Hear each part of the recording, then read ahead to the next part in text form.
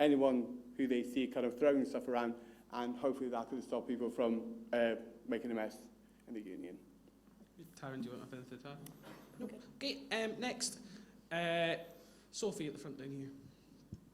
My question's for Taryn. So if you want to outsource events, won't that take money away from the main bar in the union, which is the main source of revenue for the union?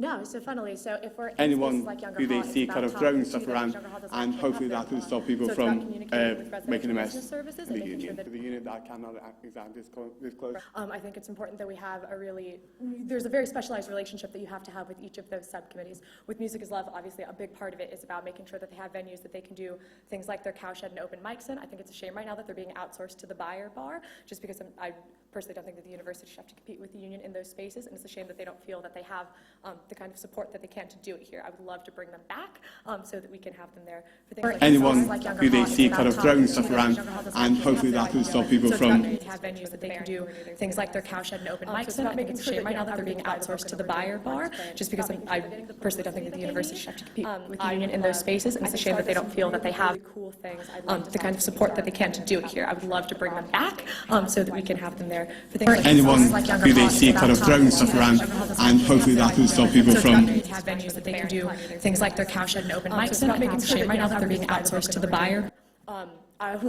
Just because I personally don't think that the university should have to compete with the union in those spaces, and it's a shame that they don't feel that they have the kind of support that they can to do it here. I would love to bring them back so that we can have them there for things like anyone who they see kind of throwing stuff around, and hopefully that could stop people from have venues that they can do things like their cowshed and open mics in. I think it's a shame right now that they're being outsourced to the buyer. Just because I personally don't think that the university should have to compete with the union in those spaces. Caroline's taken care of on the rocks for years, so who knows if they need me still. But I think there's a question. Lavin's got one at the back, right at the very back.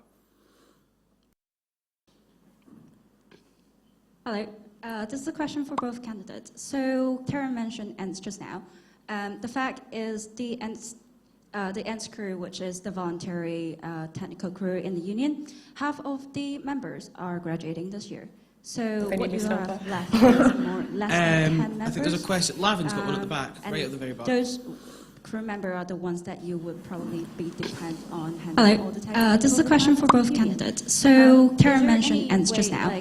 The fact is the ENTS crew, which is the voluntary technical crew in the union, half of the members are graduating this year. So what you have left is more less than 10 members. I think there's a question. Lavin's got one at the back, right at the very back. Those crew members are the ones that you would probably be dependent on handling all the time. This is a question for both candidates. So Taryn mentioned ENTS just now. The fact, which is the voluntary technical crew in the union, half of the members are graduating this year. So what you have left is more less than 10 members. I think there's a question. Lavin's got one at the back, right at the very back. Those crew members are the ones that you would probably be dependent on handling. This is a question for both candidates. I'll have three months before having to organise any events in Freshers Week, and I will probably utilise staff freshers pay that always goes up before the start of each year, and look for talented. This year. So what you have left is more less than 10 members. I think there's a question. Lavin's got one at the back, right at the very back. Those crew members are the ones that you would probably be dependent on handling. This is a question for both candidates. I'll have three months before having to organise any events in Freshers Week, and I will probably utilise staff freshers pay that always goes up before the start of each year, and look for talented. This year. So what you have left is more less than 10 members. I think there's a question. Lavin's got one at the back, right at the very back. Those crew members are the ones that you would probably be dependent on handling. This is a question for both candidates. I'll have three months before having to organise any events in Freshers Week, and I will probably utilise staff freshers pay that always goes up before the start of each year, and look for talented. This year. So what you have left is more less than 10 members. I think there's a question. Lavin's got one at the back, right at the very back. Those crew members are the ones that you would probably be dependent on handling. This is a question for both candidates. I'll have three months before having to organise any events in Freshers Week, and I will probably utilise staff freshers pay that always goes up before the start of each year, and look for talent.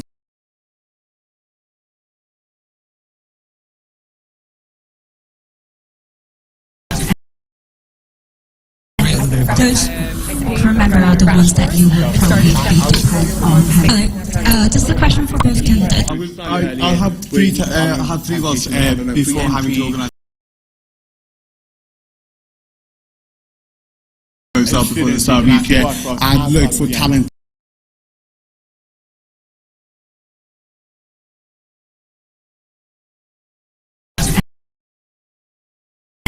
Those who remember are the ones that you would probably be dependent on. Hello. This is a question for both candidates. I'll have three votes before having to organise. Before the start of each year, and look for talent.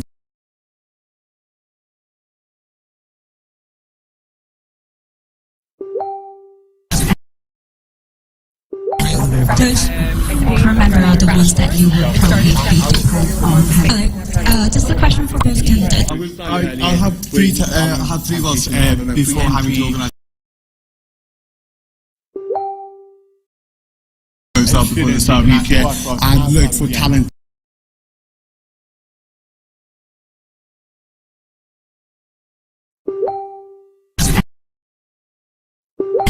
Those who remember are the ones that you would probably be dependent on. Hello. This is a question for both candidates. I'll have three.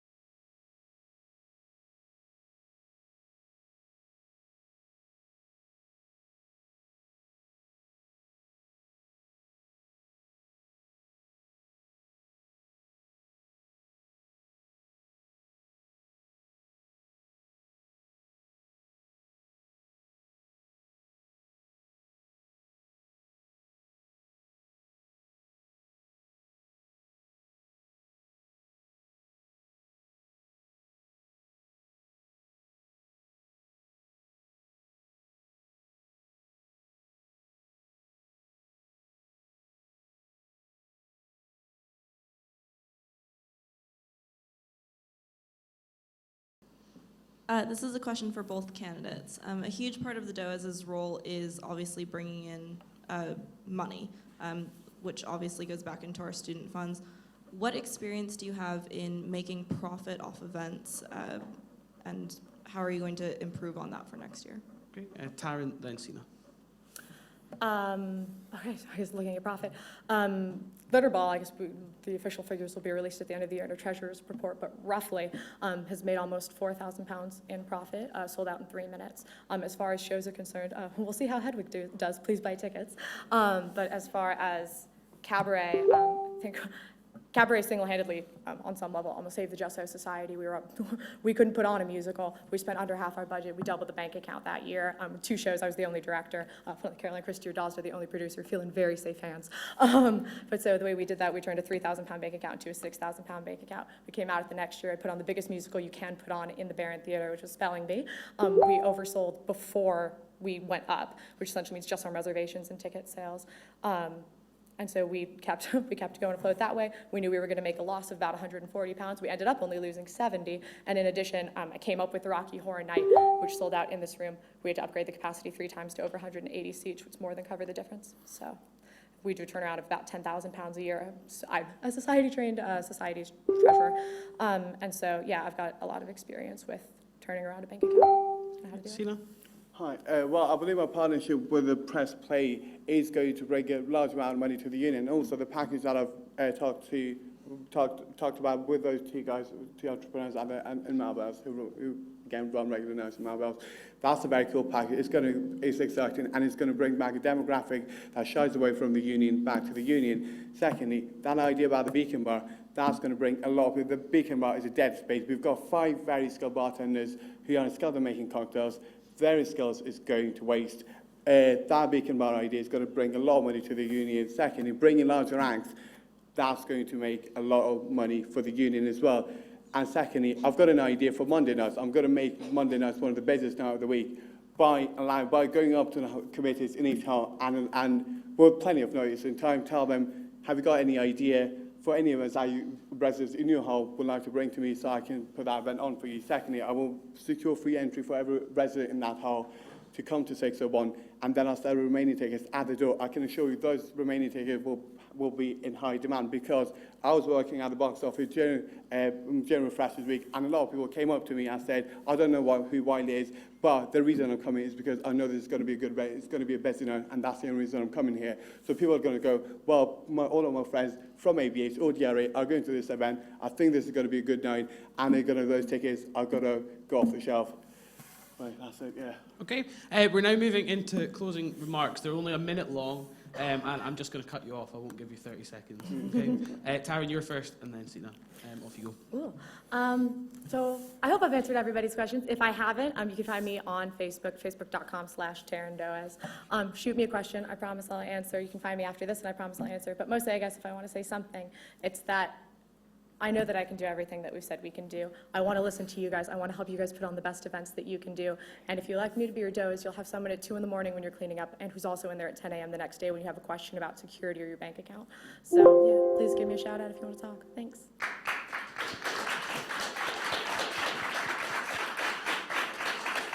And Sina, you've got your minute from now. Hi. I believe my ideas are great and they will work. I don't have to try hard to make them work. They are perfect. They're foolproof. Secondly, make me your Doaz. Vote for me to become your Doaz. I'll make the union the best place in town, and I'll make it the envy of every other union in this country. I'm done. Thank you very much. That's your Doaz candidates. You can go. You are free to. Yeah, you can go wherever you want. Do as you wish. Do as you wish. Okay, the next race that we're going to be hearing from is our athletic union president, Ben Peddy, who hopefully will be coming on. Here he is, man of the moment. There we go. Ben, you will have, as the others did, you'll have 2 minutes, and then you'll have 15 minutes of questions. Okay, off you go.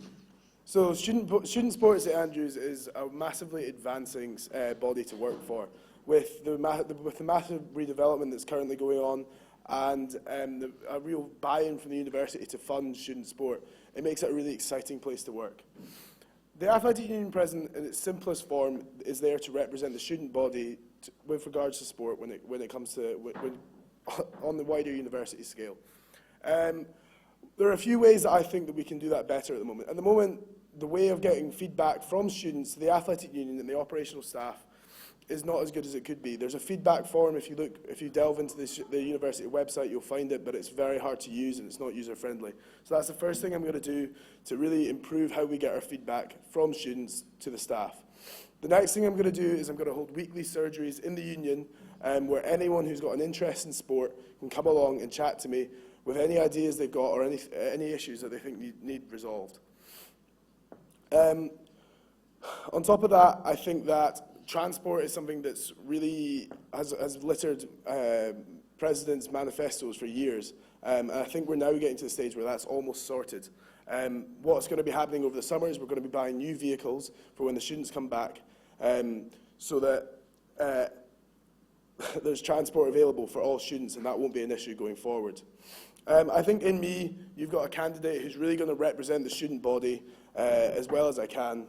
And I think I've got the experience, the expertise, and the enthusiasm to really drive sport forward at St Andrews. Fab. Questions for Ben. Patrice Mathewson. So it's down to you to really, more than anyone else, make sure relationships between the AU and the SA are strong. Your predecessor's been extraordinary at this. What are you going to do to take it even further? So I think student sport is a student activity. So I think that it shouldn't be treated any differently to other activities that are going on. So whether it's with the academic flexibility policy that's coming in, which is going to be one policy for all student activity, it doesn't matter what it is. There are many ways that we can really develop the relationship between the Athletic Union and the Student Association. Fab. Any other questions? Courtney? So this year, in the Senior Students Forum for Hall Sport, we've been talking about the idea that there's one set fee for every single hall, and the way it works out is DRA pays 15p a head for their residents to play sport, and Dean's Court pays over £14. Do you think this is fair? Interesting. Yeah, that's quite a good question. I'd not thought of that before, but what would seem to make sense to me is that you pay for the students that want to compete.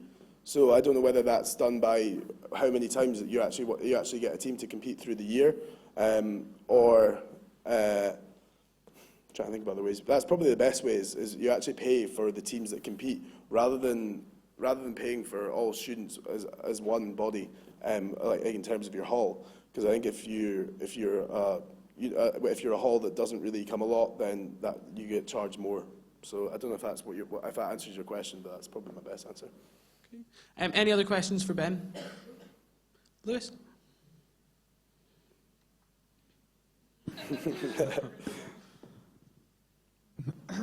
Hey, so there's kind of a pervasive heteronormativity that exists within sport, not just here, all over the world.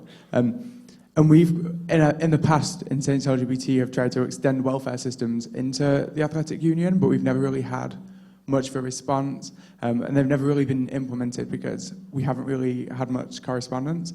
And I just wondered if there's anything you were thinking you could do to help facilitate the branching of support for homosexual people, LGBT people in sport. Yeah, it's something that I think increasing participation is something that's massively important to that, and you've got to make sure that clubs are being welcoming to everyone. So I think it's probably just through education. We've got a good club development program at the start of every semester. So whether it's we put committee members through training sessions or workshops, that's probably the best idea I've got to go with that. Okay. Any other questions for Ben? No? Looks like you're getting off scot-free. I know. It's good, isn't it? Okay, you can have your minute closing. If there's no more... No? Okay, yeah, you've got your minute closing.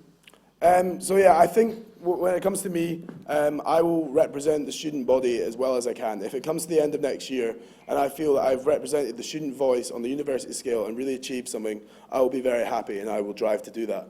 I think that I've got many ideas on how to do this, and I will follow through with them. I think luckily you've got the perfect candidate because I'm the only candidate. So yeah, I think you should vote for me. Thank you very much, Ben Peddy. Thank you. Okay, next up we're back to a competed race. We're going to be hearing from our directors of representation, to be one of them, maybe. So first up we've got Hazel Adams, hopefully, maybe. She's not here yet, she's on her way. Chat amongst yourselves. She's coming, maybe. There's not even that much room backstage, I don't know where she's gone. She's gone upstairs. Didn't even know we had an upstairs, to be honest. Oh yeah, it's fair. Here we go, right, here's Hazel Adams, Director of Representation, and Jack Carr also applying for Director of Representation. Okay, you will have 2 minutes. I will knock on this tall table in 30 seconds to go. Jack, you're speaking first. Okay, off you go. Hi, I'm Jack, and I'm running to be Director of Representation. Over the last 5 years, I've gained experience in all areas of the Director of Representation's role. This is education, well-being and equal opportunities, and democracy. Last year, I was the school president for history, representing 1,500 students of history in all areas of their academic study. This year, I sit in the Wellbeing Subcommittee, which is the union subcommittee responsible for driving forward policies and projects aimed at keeping you safe and healthy while you're at university. And finally, I've run class representative elections as the school president for history, raising turnout to its highest levels last year. So I have experience in bringing forward democracy within the union. So all of my policies are designed to benefit you, obviously. My first one is aimed at having a complete, comprehensive review of extenuating circumstances at the university. These are any kind of circumstances that can affect your study out and are completely out with your control. So it can be health problems or it could be personal problems. At the moment, schools are quite independent, so they don't necessarily have to take into account student services opinions, and I feel that you have to make them accountable to professional opinion. Secondly, I want to tackle re-engagement from either leave of absence, study abroad, or any other time where you might have to take time out of your study. Leave of absence affects 1 in 5 students at the school, university at the moment. Study abroad affects the entire school of modern languages, plus many other students besides who go on semesters or years abroad. Coming back to a community which you might feel has left behind you can be extremely hard, so I set up support groups targeted at these different groups to make things better. Finally, I want to use my experience as a school president to make sure that the next cohort is effectively trained and are given the confidence to be able to drive forwards both my policies and their policies within their schools. They have the experience and the working relationships within their schools to be able to drive forwards all of the changes in my manifesto. And it's just a case of making sure that they're confident in these really high-pressure situations to be able to do this. So my policies are realistic and achievable, and I have the experience to deliver them to you. That's time, Jack. Cool. That was within 2 minutes. Yeah, that was Great. great. There you go. Thank you. Okay, and Hazel, you have your 2 minutes starting from now. Hi guys, I'm Hazel. I'm also running to be your Director of Representation. Some of the things I want to focus on particularly are postgraduate to undergraduate relations. I want to increase the number of informal social events that are available. I think postgraduates are a very valuable resource that we're not fully utilising. I think they have first-hand experience of our courses and they've just finished them, so we should be taking advantage of that and cooperating with them more. I also want to do some stuff to do with, well, the Director of Representation is also responsible for democracy, which includes the election process. I want to particularly address the campaign week. I feel like a lot of students are frustrated at the locations that are used for campaign week, particularly the library. That is students' personal study space, and I feel like the attitude during election week can often be quite pushy, and students feel like they're having their personal space invaded. I would like to address that by encouraging a better sense of respecting each other's time. It's not, I don't want to implement certain rules for it. I think there's more than enough rules for election week, but I think that this is something that does need to be addressed because it's turning people away from voting, and it's turning people away from getting to know the candidates. I also want to work with mental health. One thing that I particularly want to do in relation to this is set up a memorial site for students that have sadly passed away during their time at university.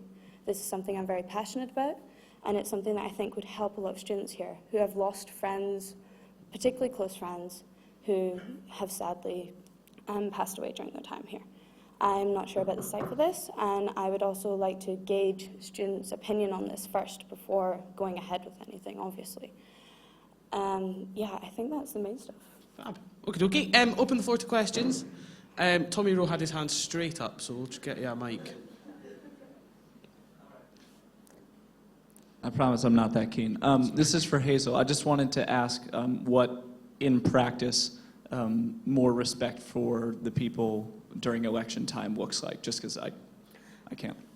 Well, from what I've heard from a lot of students, this is by no means the majority. A lot of students are really passionate about campaign week and they want to get involved. But we also need to respect our student body that doesn't. We need to stop, in past candidates have been quite pushy in terms of leafleting and things like that. It's fine. Obviously, we want to talk to students. We want to get them to get to know us. But if someone's running past you with a handful of books and they really don't even make eye contact, they don't want to be bothered, maybe think twice before handing them stuff. They might look at it later, yes, but they're also going to get really irritated. And I think this is turning away a lot of students. And we have such a high turnout for our elections already. I think that this could seriously improve it. Okay, Jack, do you have anything to add? You don't have to. Okay, I feel that at the moment we have high turnout because we do engage our student body, so I would be very, very careful about implementing any changes that would drive away student engagement with the election process. I feel like at the moment it is against the rules to go onto the paving slabs beside the library, so you wouldn't be able to actually force yourself upon someone who's walking into the library. Okay, any other questions? Right. Let's go look down the front. Yeah, right there in the very front. I didn't even notice you had your hand up. There you go. Hi there. This is a question just for Hazel. I'd like to start with a little bit of context. I'm Nick, and I am currently the director of Nightline. With this in mind, I'd like to ask you a few questions because you talk about us in your manifesto. Why is it you lied at the DRA hustings when you said we've been too busy to contact when you've never so much as attempted? Why do you believe you're in a position to dictate policy to us when your policy shows you don't even understand we operate outside of the union? Why is it that we can increase by a dramatic amount on number of volunteers with no effect on the running of the quality of the service? And do you really think it's a good indicator of the character of a candidate to begin their campaign by throwing a volunteer organisation under a bus to further their own political career? Wow, okay. Well, I know you have contacted me very recently. I did not lie at the DRA hustings. I never said I had. Thank you for raising this, because it was something I wanted to discuss, especially with people, the students that are here as well as those that are watching the live stream. I did not contact you, you are correct, but I also never said that I did. I said that I had full intention of doing so as soon as I was given time. Unfortunately, I've been very bogged down. I've had to do all of this stuff for myself at the moment, whereas everyone else has a full campaign team. I've never intended to insult or not take into account the director of Nightline's views on this, but at the same time, I was not fully aware of who to contact and how to go about these things. I'm aware that you're very upset about this, and I have full intention of getting rid of that policy because I'm aware it's upset you. I did not intend to enforce these ideas. I was suggesting these ideas that are things that have been suggested by other students as well would be a good idea. And as Director of Representation, I was looking forward to the opportunity of representing student bodies in a discussion about these things. I had no intention of coming in this position and overruling any authority or presuming that I had any. Thank you for raising this, because I did want to talk about it, but the way that you've addressed me with that is, quite frankly, very rude, especially when I wanted to continue discussions with this in a more calm environment, where I had full opportunity to explain myself. But thank you for raising that. Okay. Any other questions? I was here. Sigrid. All right, can you tell us a little bit about the subcommittees that you'll sit on and how you're going to help them with their projects? Jack first, then Hazel. The DOREP sits on 3 subcommittees: the Equal Opportunities Subcommittee, the Wellbeing Subcommittee, and Education. They chair Education at present. Equal Ops and Wellbeing are chaired by their respective officers. Education is fantastic because you can drive through a significant amount of policy through the school presidents, who all have large student bodies whom they have direct contact with on a weekly basis. So I feel like most of my policies affecting education can be can go down through them. Wellbeing is where I've been sitting at the moment. I would really like to expand Mental Health Awareness Week and make sure that the discourse continues throughout the entire year, mostly by just putting in more union resources, putting in more money, and making sure that the wellbeing officer is well supported in this. Equal Opportunities is also a subcommittee which is running quite a few events. So Pangea, which is the Racial Equality Festival that was held last year, needs to be continued. It was new and it was fantastic, so we should continue, which obviously I would support with my full time and commitment. Okay. Hazel, subcoms. Well, basically I just want to help support them. I think they have a very good idea of what they want to do and how to achieve it already. I just want to provide the means to do that and provide them with further publicity. My main idea is that I want to take student opinions. I don't want to have to come up with all the ideas and force them on them. I want you guys to come up with them. That's the main thing. So the subcommittee is a really big part of that, because it's also a collection of students. I just want to be able to support them further. Fab, any other questions? Fiona Yelland. Yeah, that's probably louder than the mic, to be honest.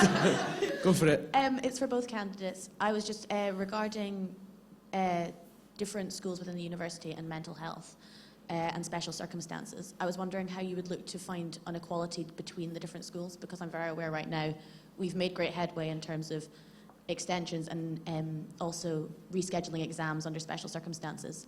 But I'm also fully aware that even last semester, different schools were doing different things. Depending on which school you were within, you were either rescheduling an exam for maybe August of this year, or alternatively, they were thinking it was okay that if you couldn't sit the exam on the Monday, you might be able to do it on the Friday of that week, which in many cases is completely ridiculous. And I was just wondering how you would be able to figure out that people studying different courses were able to have the same understanding with their directors of teaching and their tutors. Cool. Hazel and Jack.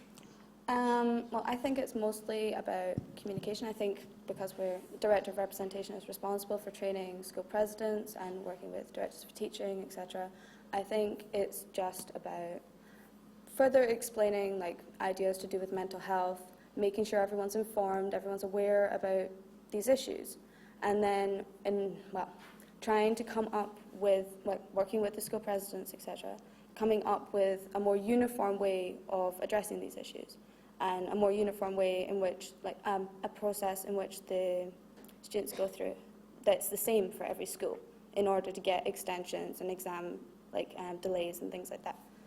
Okay, and Jack? Well, the first stage is being able to create a safe space in which is comfortable and people are comfortable to actually tell you about their experiences. I was quite successful in the as school president for history in that everyone knew that year that I just returned from leave of absence. So when people are having problems, they felt quite happy to come and tell me. I'd aim to do this again, and this is primarily through the leave of absence support groups, study abroad support groups, various, and just keeping my ear to the ground, making sure that school presidents are aware and trained in how to respond to welfare issues. So once you have students telling you what's going on, then you can start to gather up information about what's going on in each school. You can look for patterns, you can work out what's going wrong. And I would eventually hope to take a paper to Learning and Teaching Committee, which is the main academic committee for the university, which gathers together all directors of teaching as well as management staff, and basically determines the policies such as the extenuating circumstances policy.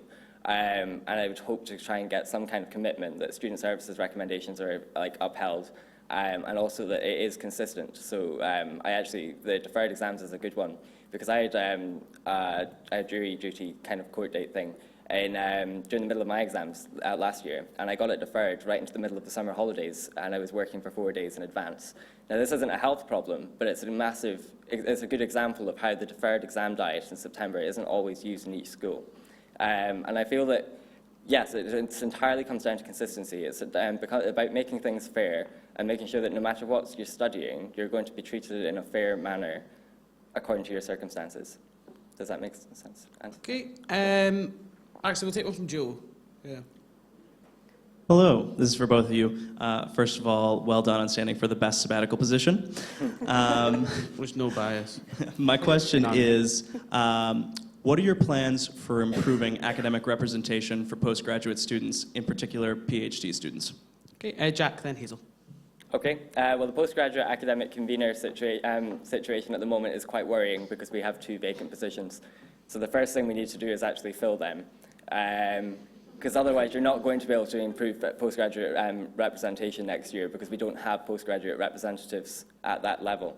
So that's the first step.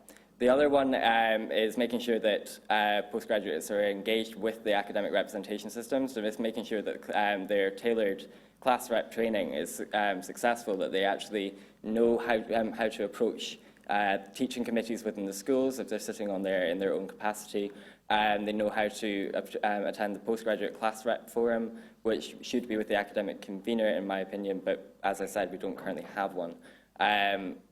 It's going to be an uphill struggle, I think, at the very start because of this vacant role, but there's definitely ways to improve it, and it's about making sure that the academic convener role in the future isn't too much of a burden on students who are actually studying. And that's why being split into 2 things, the development and the academic role, should actually help.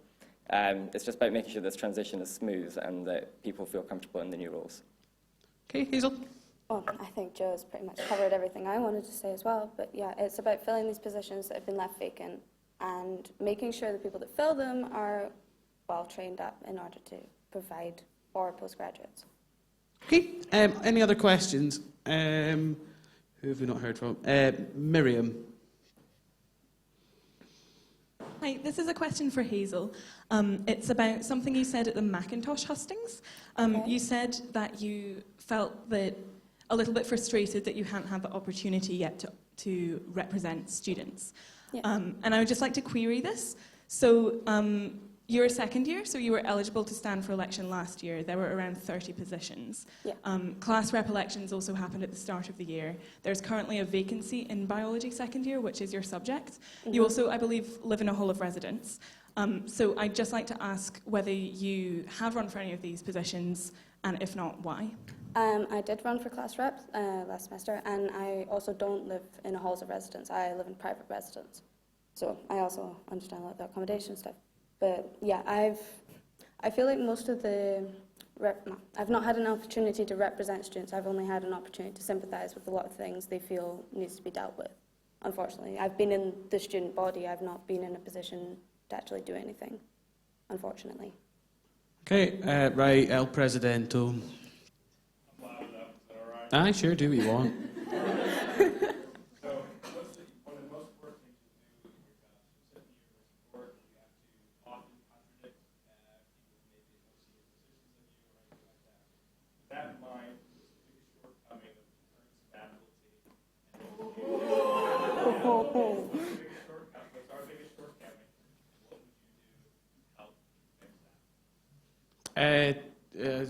Who's first? Hazel, you go and then Jack. Yeah. Okay. That's horrible to say. Yeah, I was going to say that too. No, right? It's fine. I feel like because you guys have worked your way up the chain of all these positions to get to the sabbatical positions, you've kind of lost touch with a lot of the student body.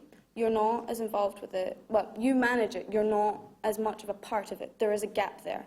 I feel like you guys often plough ahead without checking, with, like, discussing these things with students, and don't publicise the process. So students get frustrated that they're not getting the results they want because they don't understand these processes. And there needs to be a lot more visibility. I think that's been a big problem this year. Okay, Jack. Yeah, I think that at the moment not many people in the university actually understand what court is, and I know that I'm bizarre in that I actually read the minutes. Do you actually? Yeah, that's how I knew about reading. Right, no, carry on, sorry. Carry on.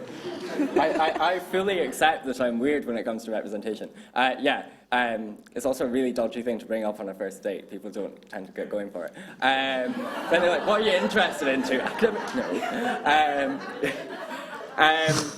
In terms of like shortcomings of the current sabbatical team, in terms of academic court, I think it's primarily that most people don't understand what academic court is, what you're doing in academic court, the fact that you're a trustee of the university there rather than the fact that you're in your sabbatical role. And I think that if you convey this better to students, then they might have some more appreciation for what work you're doing in the court, because it's obviously incredibly difficult to go up against these really strong characters and make incredibly important financial decisions when no one actually knows that that's what you're doing.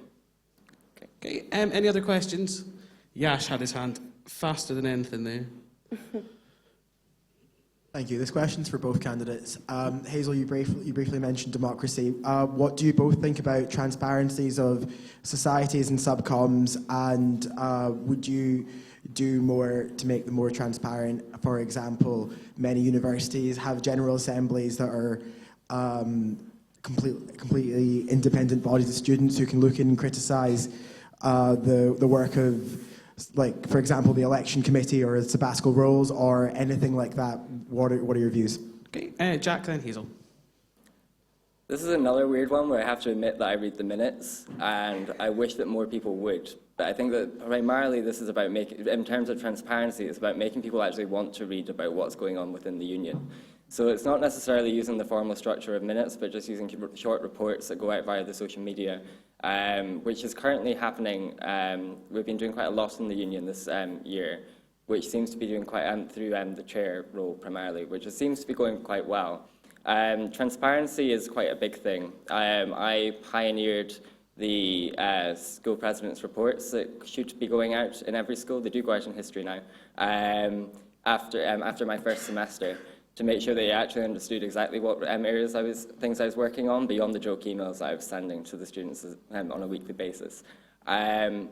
I would require them from subcommittee heads and I would be very, very frustrated with them if they didn't submit them, and I would probably get on at them like a bat out of hell. I'm never very impressed when I see nothing to report, because that's not true. Subcommittees always have something to report. So after Hazel's given hers. Oh, okay. Right, okay. I think transparency is more just making. I don't think that the committees are not being open about what they're doing. It's just we're not presenting it in a way that's as interesting to the general student body as it could be. So I think by creating some more concise descriptions of what's going on throughout the process is the way to get students more interested in these things and to understand exactly what's going on, who's involved, and why it's happening. Okay. Purely because of time, I'm going to move to another question, but you can catch them, Yash. Who's it? Down at the front, down here. This is the last question before closing, sorry. Hi. Oh, sorry. This is a question for Hazel. I'm just a bit confused because I think in your nomination statement you say that you have quite a lot of experience with representation, but as it would seem, you believe you don't have or haven't had the opportunity to do so at university.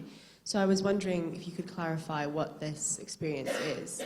I did a lot of stuff in high school level. I feel like it doesn't quite match up in terms of what a lot of the other candidates have, so I've not talked about it as much. But thanks for bringing that up.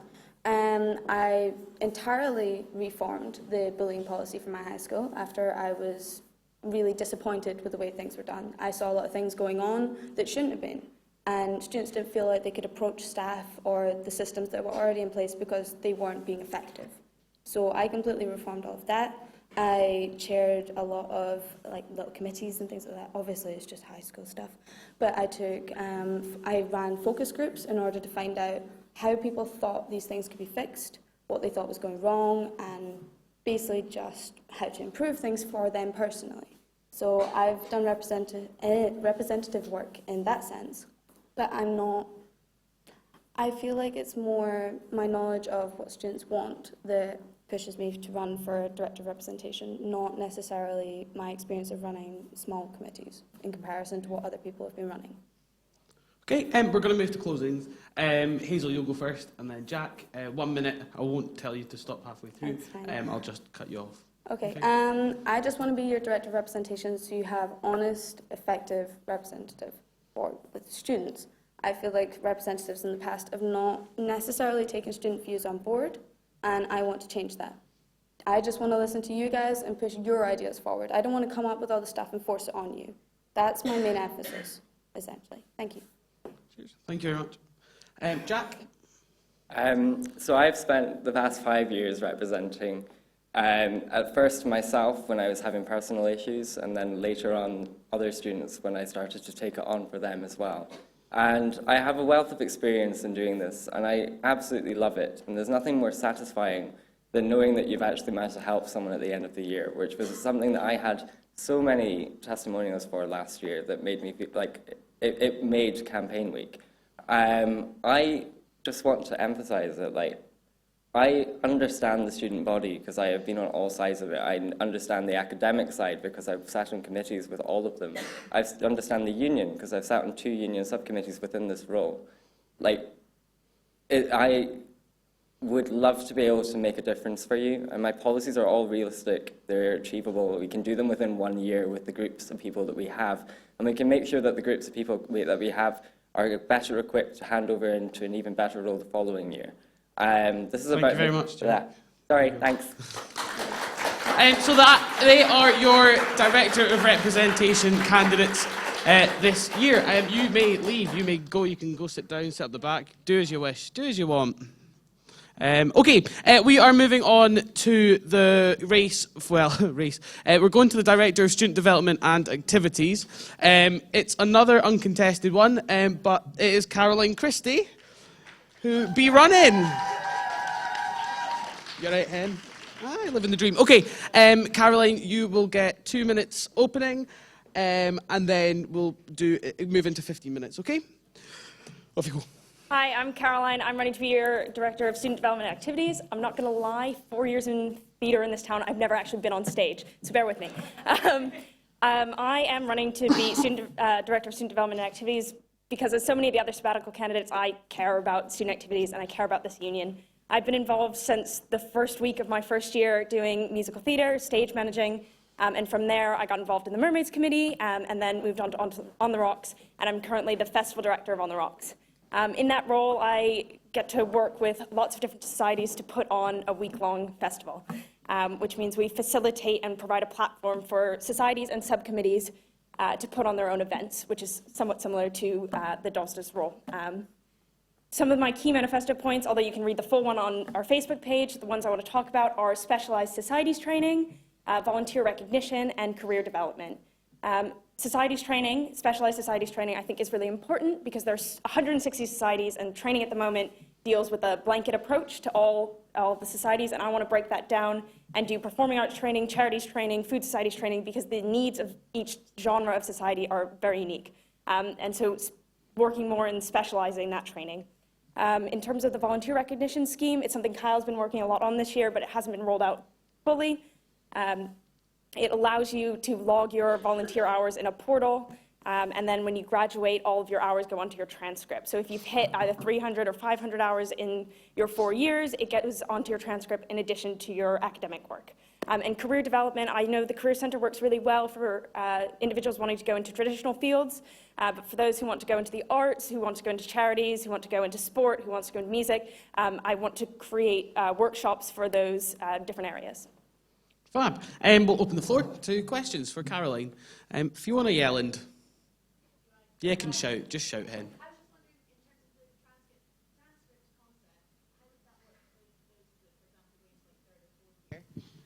It would be backdated to the year that it gets rolled out. So you could only do it for that 1 year. You couldn't do it for your 4 years. Okay.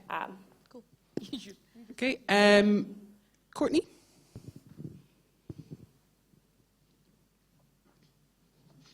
So I think a lot of DOSDAs in the past have focused a lot on sort of development in leadership roles and focusing on our societies, our subcommittees, things like that. What does student development mean to you, and how can we focus it more on the individual rather than these organizations? Yeah, I think student development is one thing that, development means a lot of things. One of them is developing skills, which I think a lot of the societies do. So if you're involved in really any capacity, you're developing skills. So if you're doing design, that's a skill you're learning. If you're in a leadership position, you're learning those skills that you can transfer. So development is creating these transferable skills that aren't necessarily at a leadership level, but really take place at any point in the society or outside of it. Fab. Any other questions for Caroline? Hey, you're getting off scot-free, I think. Maybe. Yeah. Yeah. Okay. We'll move to your minute closing.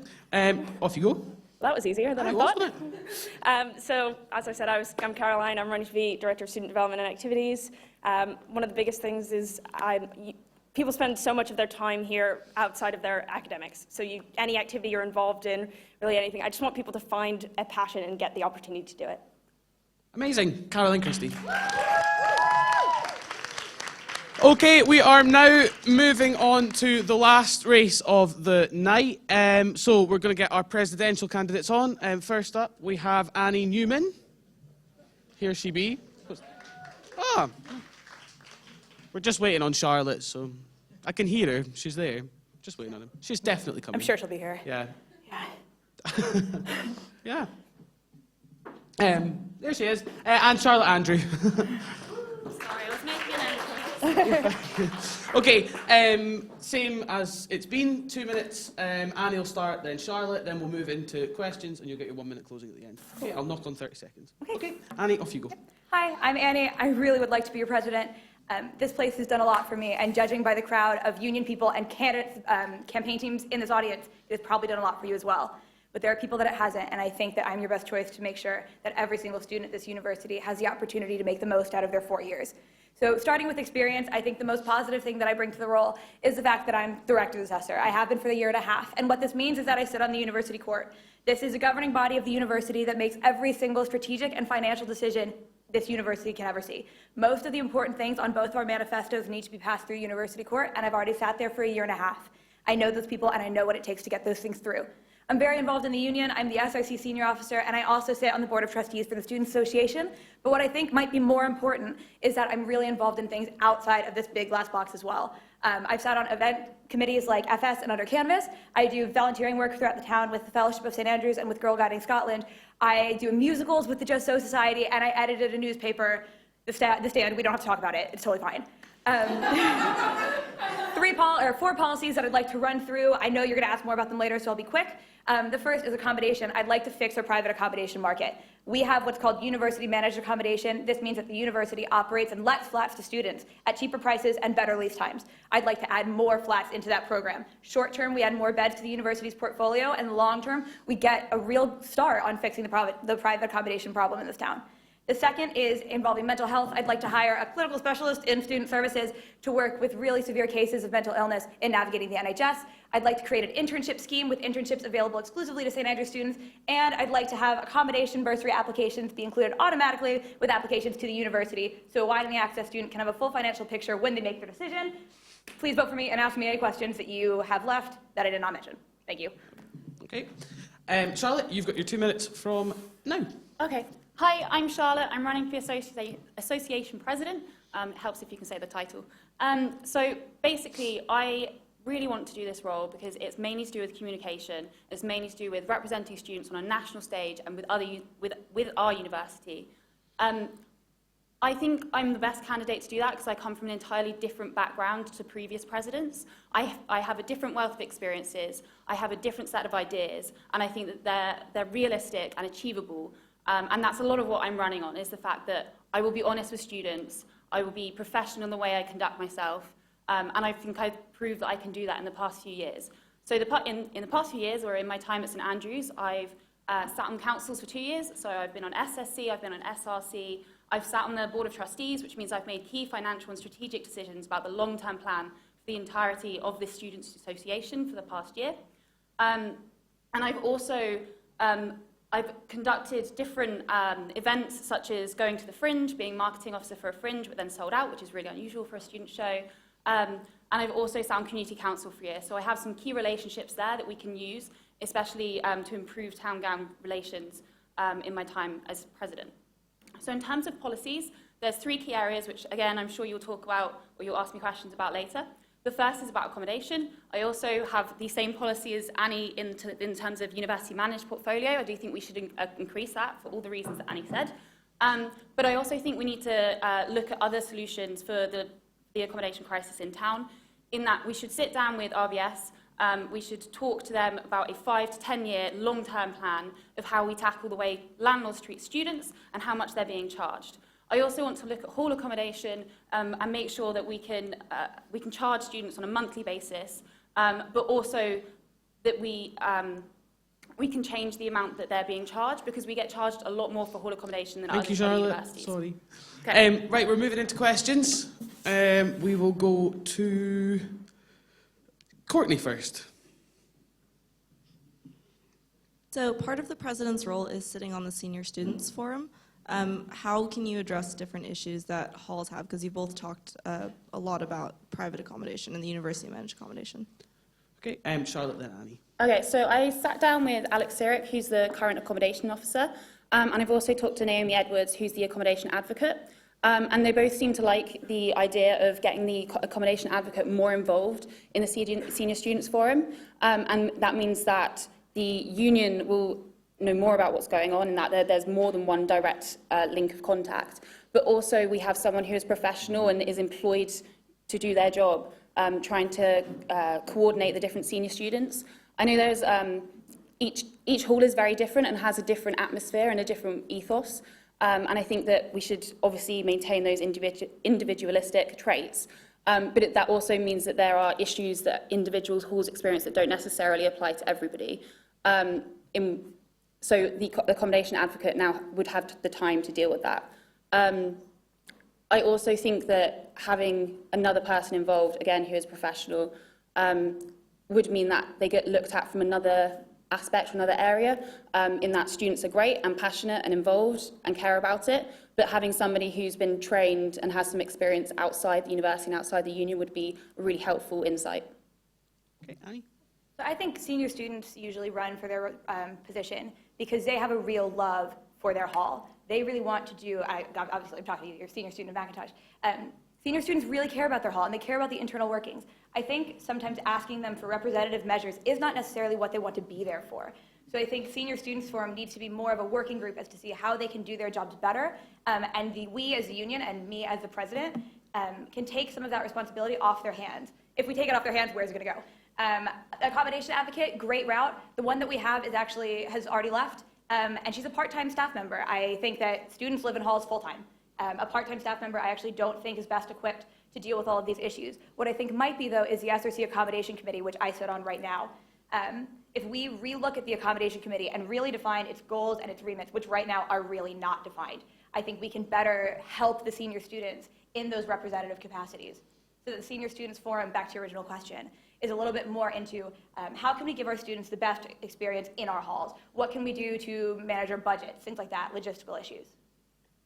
Okay, further questions? Mr. Maguire at the back. This is a question for you, Charlotte. Can you just go over your kind of reasoning behind your outreach advocates and kind of how that would work in practice? Sure. Thank you for asking about that. Definitely ran out of time in my first speech. So basically, I'm a first-generation student. I come from a state school that was in special measures when I left it. I have encountered obstacles that I know a lot of students here might not have had, and I'm also very aware that there are obstacles that I haven't encountered. I think there are ways we can help current students and prospective students in that I've had a wonderful time here. I love it. I wouldn't want to stay here for another year if I hadn't. But we need to convince more students from different backgrounds to even consider applying St Andrews or applying to university in general. We need students to volunteer here, or my concept is, we have students volunteer, get trained in leadership courses, get trained in how to help people improve their CV, talking to students about applications and writing personal statements. Go back to their local schools or schools in the area where they're from that don't generally send students either to university or to St Andrews. Unfortunately, we do have a elitist image, or that there is a thought that we do. And there are ways that we should probably combat that. I was very lucky to have been reminded by a friend whilst I was at school that they'd gone to St Andrews and they'd really enjoyed it. I wouldn't even have considered coming here if it hadn't been for that, because of the concept of it being for a different group of people than me. And also because, yeah, to be fair, it's in Scotland and I'm from the Isle of Wight, so it's a long way. But yeah, that's something that I'm really, really passionate about. We need a more diverse background, and we need to show students the opportunities we currently have. And it's just convincing them that we're worth applying to. Annie, do you want to add anything? I don't think it was really relevant to me. That's okay. Anyone else? Emma Seckel. Annie, stand in front of the microphone. My question's for Charlotte. It's sort of a follow-up to Charlie's question. How do your policies about returning to schools and engaging with students who might not consider St Andrews conflict with or overlap with our current ambassador scheme, which does have programs like First Chances and Mentoring, which does specifically reach out to students in lower progression areas and encourage them to apply to St Andrews or to just apply to university at all. So just wondering how your policies are different than that we already do. Okay, so they're very different. I've talked to Kyle, who was a previous vice head of ambassador. And I've also talked to admissions and Ben Stride, who's in charge of the rest of the UK admissions. And they, both like my policy and think that it's doable and that students will be engaged with it. But also agree that it's an extension of some of the current schemes that they have, in that these schemes that admissions do only apply to Scotland. They don't reach out to people from other areas in Britain. They don't reach out on a global stage, and we're a global university, and we should be reaching out. I don't want just students from Scotland to feel like they're being valued. It should be students from everywhere, and we should be convincing them that we're worth applying to and that we have a valuable experience to offer them. Annie? No? No, probably not relevant either. That's okay. Dylan?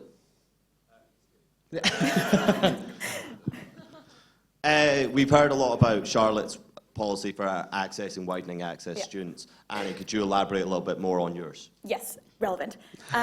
Okay, so widening access-wise, I have 3 main policies that I'd really take forward. The first is in simplifying the accommodation bursary application process. What I'd like to do is make applications for accommodation bursaries the exact same as the application for the university. That way, when a student from a widening access area gets accepted, they can get their offer of place alongside their offer of what their accommodation bursary is going to be. I think this goes a long way, not only in giving them a very full financial picture when they're making a decision, but by increasing our reputation as a university on a ground level. This student will go back to their other students and say, I already got a scholarship to this place. I'm really excited. They gave it to me at the right time.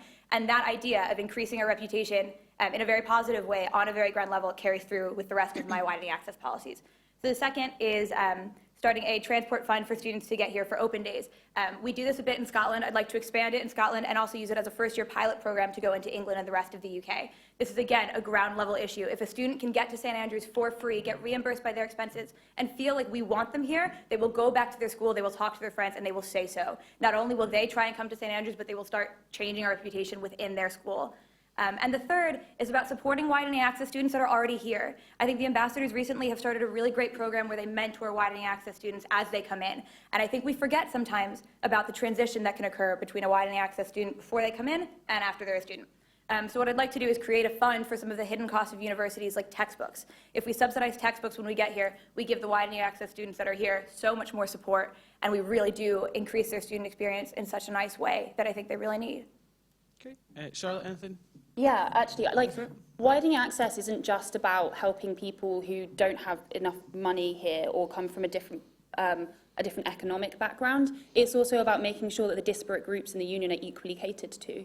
I've talked to Mel Turner, who is the current advocate for widening access and participation, and she feels particularly strongly that mature students aren't often included. I've also talked to people from various different cultural and language-based societies about how they often feel like they're not included when the union is aiming events at people. And I think we need more focus groups on exactly what their needs are, and also just ensuring that they feel part of the union of the Students' Association, because it is for everybody. We're not just 20-year-old undergraduates. There are different groups that should be looked at and should feel like they're included. Okay, any other questions? Zara? This is for both candidates. What are our key weaknesses in terms of community relations, and how could we improve our position on these?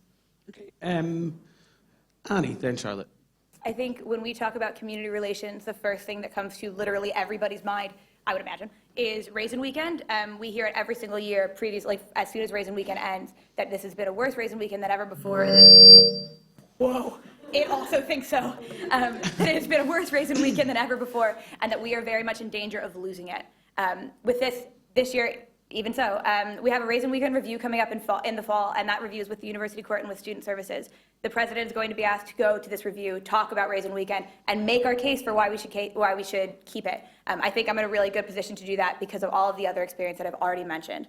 I think aside from this, obviously, housing with community relations is our biggest thing. I think people talk a lot about the HMO ban and how that level of tension really affects community relations.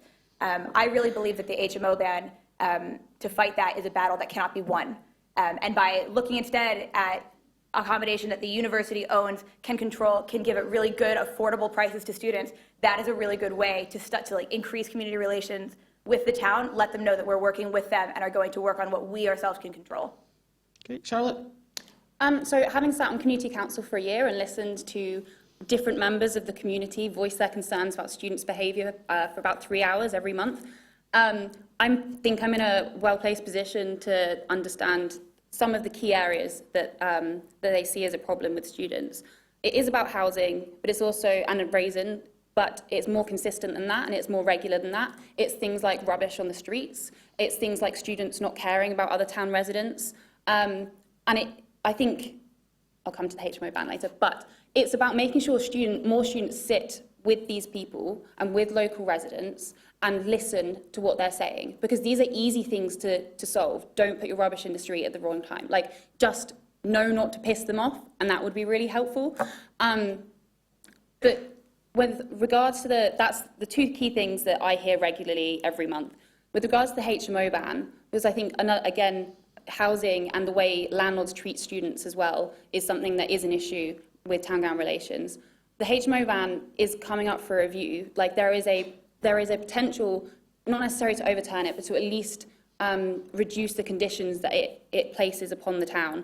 It's more stringent than is legally required, and they don't really have a defence as to why. I think that if either this president or the president afterwards prepares a way to present to Fife Council the problems that they currently have with the HMO ban, the fact that it hasn't achieved their goal, which was to make a more mixed town centre of students and residents, then they could have a serious look at it. I think lastly, the key thing that we should see with town-gown relations is it's not an us and them thing. We all live here, we all have key interests in maintaining the image of this town and the kind of atmosphere that we live in. We should very much see it as we're a cohesive group. How do we solve our problems rather than their problems and student problems? Okay. Eleanor, the front. This is for Charlotte. Do you think that it's an issue that you haven't sat on University Court? I don't think so, because the only people that sit that are student representatives on University Court are the rector's assessor and 2 sabbatical positions, so DOREP and president. I can read the court minutes, which I have done. You can have professional working relationships outside of court with people within the university, which I've already done this year as alumni officer. I work with a branch of the university within the development office. So I have relationships there that I've built on. I also think that having a new voice is really useful. Having someone who has different concerns, different motivations, a different way of looking at things is incredibly important. There's a reason you have a sabbatical candidate for 1 or 2 years. You have a changeover. You reflect what the students' issues are. You reflect what the students care about. And that needs to consistently change in order for people on University Court to have an up-to-date opinion on what the problems are within the university and within the student body. Annie, anything? Yes. Yep, go for it. Okay. 2 things with the University Court. The first is the answer that I think I've given a lot. I've started a lot of my hosting speeches with it. To repeat myself a little bit, it does, so the University Court makes every single strategic decision that we make. They make every financial decision that we make. They are who we come to when we say we need this capital investment to run any sort of scheme that we would like to run. It takes relationships and it takes trust there. That relationship and trust, it takes time to build up. I've seen it firsthand being a member of it. The second thing I think I'd like to say is regarding the fact that only the rector's assessor, the president, and the director of representation sit on court. That is absolutely true. And I think something that you'll probably hear a lot this week is that the last 2 presidents have also been the rector's assessor. The last 2 presidents would not have won if they didn't have excellent other experience, really great policy, if they didn't come into the job at the time that they did. However, over the last 3 years where we've had these 2 presidents, we've had 900 new beds that you were just emailed about last week. We've had an international hardship fund that's worth £250,000 to help international students whenever they need it. We've totally redone the way that accommodation bursaries work, and we have a new night bus. These capital investment schemes would not have happened if the past 2 presidents did not have the year or more experience that they had sitting on this university court. Other students can get that too. That's absolutely fine. I have it. And I'm ready to go in on day 1 and take my list of policies and get cracking on them. And I'm really excited to do it should I get the opportunity. Okay, other questions? Who have we not heard from? Oh, is that Carla down the front? Yeah, go for it.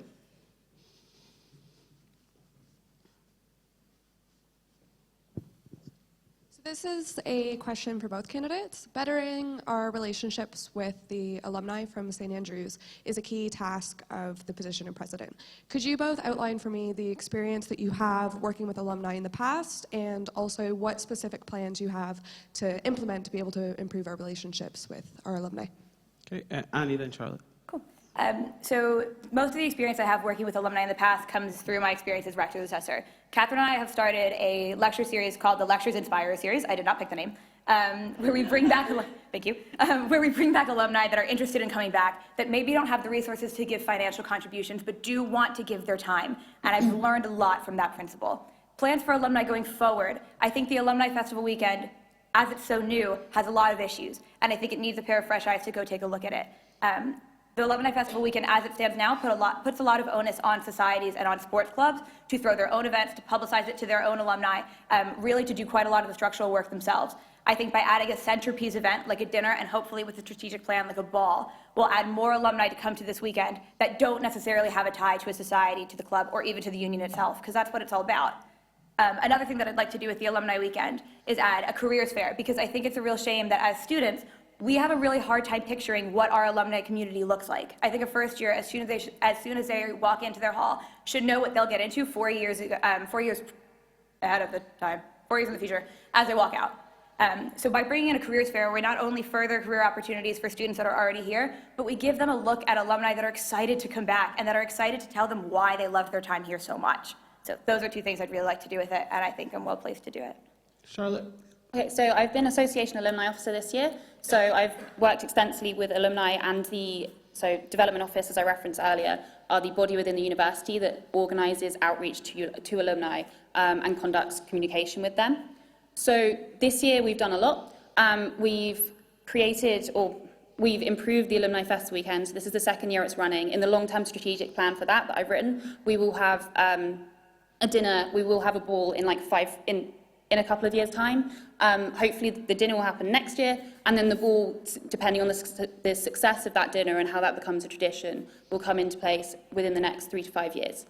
A lot of it is, particularly with Development Office, is working with the people that have the link to alumni. That's how you communicate with them. And a lot of that is based upon the relationships you have with the Development Office. A lot of the people within that office have worked there for a long time and know exactly what they're talking about. So it's really useful to be able to use that particular resource. And not a lot of students know that it exists either. I also think there's a lot that we are currently working on, such as Saint Connect, which is a really great way for students to get in contact with alumni, talk to them in an informal manner, be mentored with relation to their future career prospects or just their time at university and any advice they might have in terms of what societies to join. That needs to be publicised more, and there needs to be more student uptake. So we have worked on a communication campaign on that, but that needs to be pushed further next year. And I'm very happy, as president next year, that will be a key area that I'll be working on. I'll maintain my interest in it. And I will also, I've talked to both candidates for alumni officer already, and they're keen for the ideas that I have to expand the role. And they have some great ideas themselves. Okay, President Squared at the back again, gagging on the mic. Can we keep our answers, that was foul. Can we keep our answers short to this question, please, because we're going to need to move into closings, okay? Right, come on then. I was just going to ask if you have any plans to continue collaboration between the Student Association and the AU. Have you got another one, Pat? Mine's a different one. Do you want to throw them both in and they can answer it in one shot? Okay, I've sat in the role for 2 years and I've worked closely with both of you. What has been my biggest shortcoming and the biggest blind spot that's been neglected over that time? Can I answer it? Right.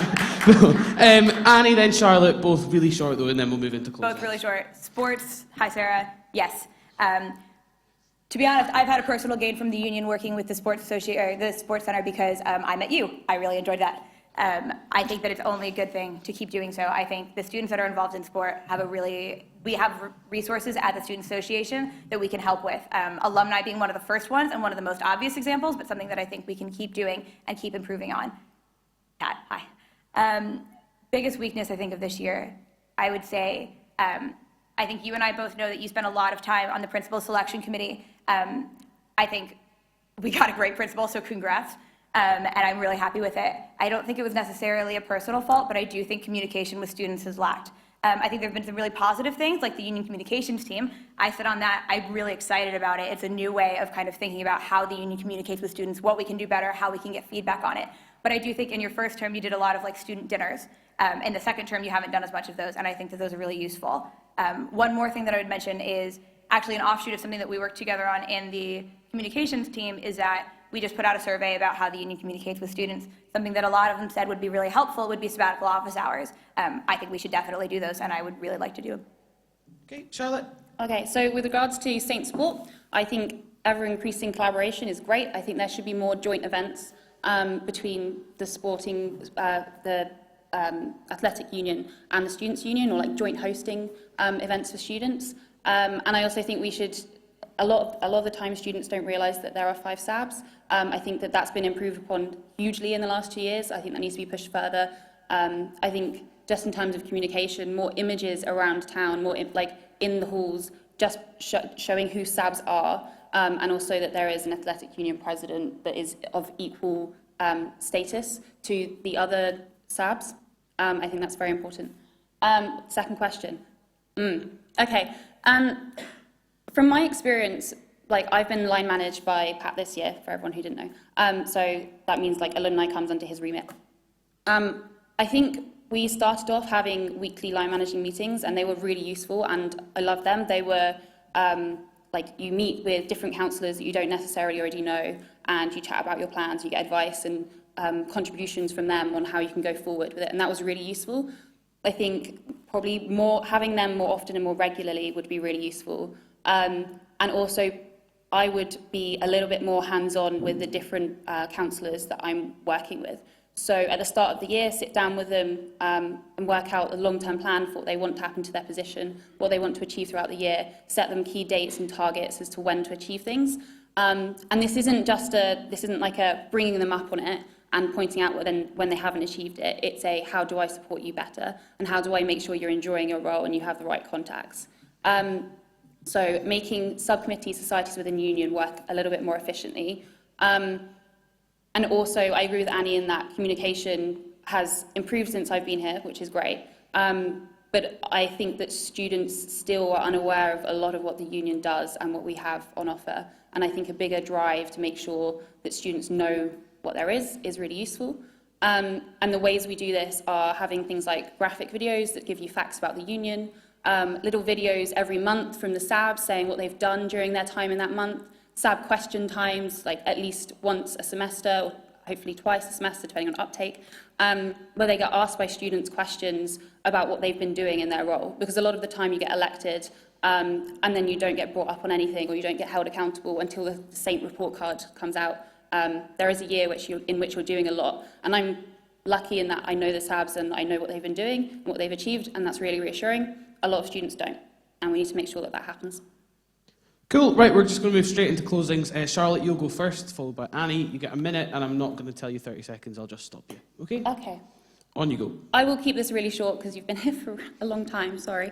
I really think that I would be the best candidate for this role because I know how to communicate with people. I know how to build relationships up very quickly over a short period of time if that's necessary. I've invited speakers up like Samin Campbell and John McTernan, who is Labour political advisor.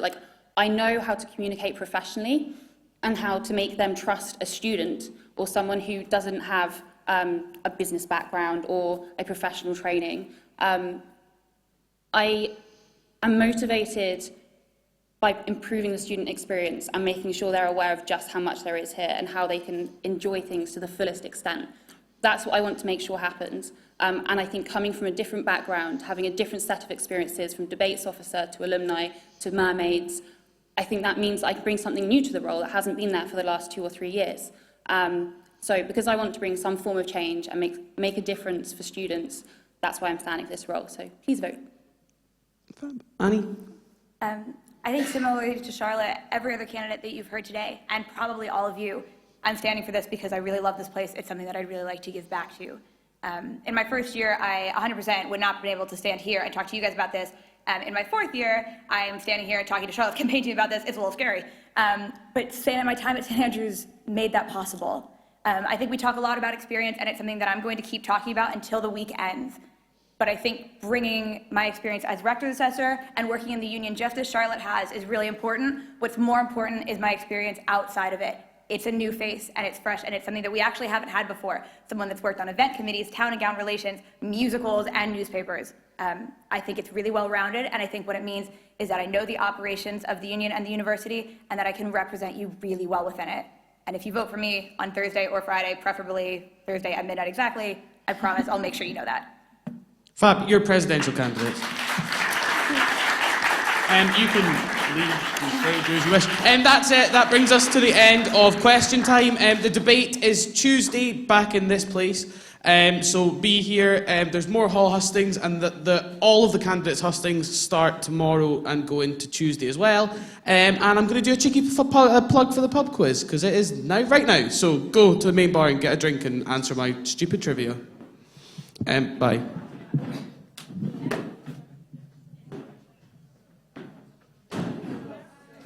Just say that there'll be discussion. Oh, yeah. In case anyone was wondering, this is going to be archived online, so you can watch it later. Also, we'll be doing political commentary for about the next hour to hour and a half on the same live stream, so if you're interested in watching that, that'll be going now. Thank you. See you at the debate.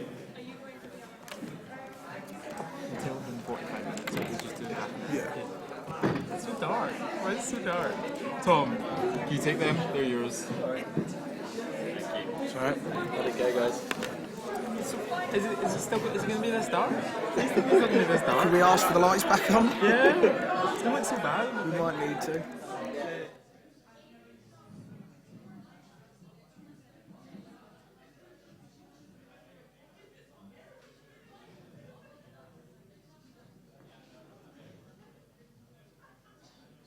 I think.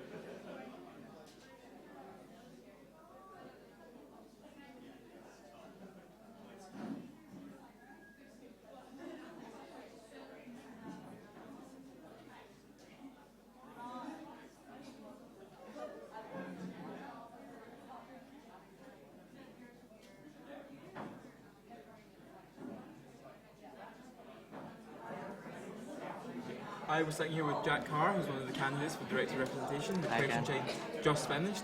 If you tuned in. Hi, Jack. Hi again. How do you feel that went? That was a difficult debate. I feel that there was a very tense moment in the middle. I'd like to address that Hazel was actually speaking around the back about how she was going to drop that policy, and I feel like Nightline dealt with that in a terrible way there. You feel the director of Nightline dealt with it quite badly? I understand their frustrations as an independent organisation. The direct cannot dictate to them. That said, that did not make what they did acceptable. So, obviously Hazel's dropped them now, but what is there any sort of things you were thinking of for Nightline continuing to work with them in the way that we currently do, which is by publicising them through wellbeing and by providing funding to them for their nightline awareness group packs. So you do feel there was a danger there that was sort of.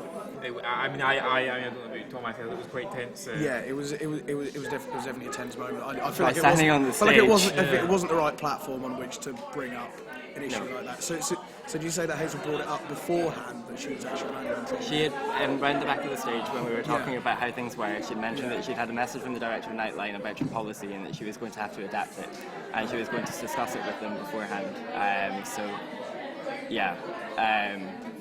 feel like that was a horrible moment there. And okay, so bar sort of the moment with Nightline, other than that, how do you feel it went in terms of questions and stuff that you answered? I feel it went reasonably well. I feel like I demonstrated my experience and my understanding of the role. I feel like the questions themselves were good. They allowed me to show my wide range of jobs that I've done in the past few years. But yeah, I thought it went okay for me. Yeah.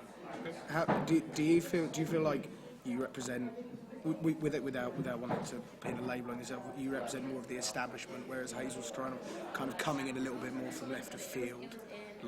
No, I feel like I represent the student. Well, you can't be a student representative without understanding students. You're following their policies the entire way. I pioneered the feedback focus groups that we started doing in the School of History, where we had small groups of students from all groups, different areas of study coming in to tell me what they wanted me to pursue. And that's why people appreciated my time as school president, because I was doing what they wanted.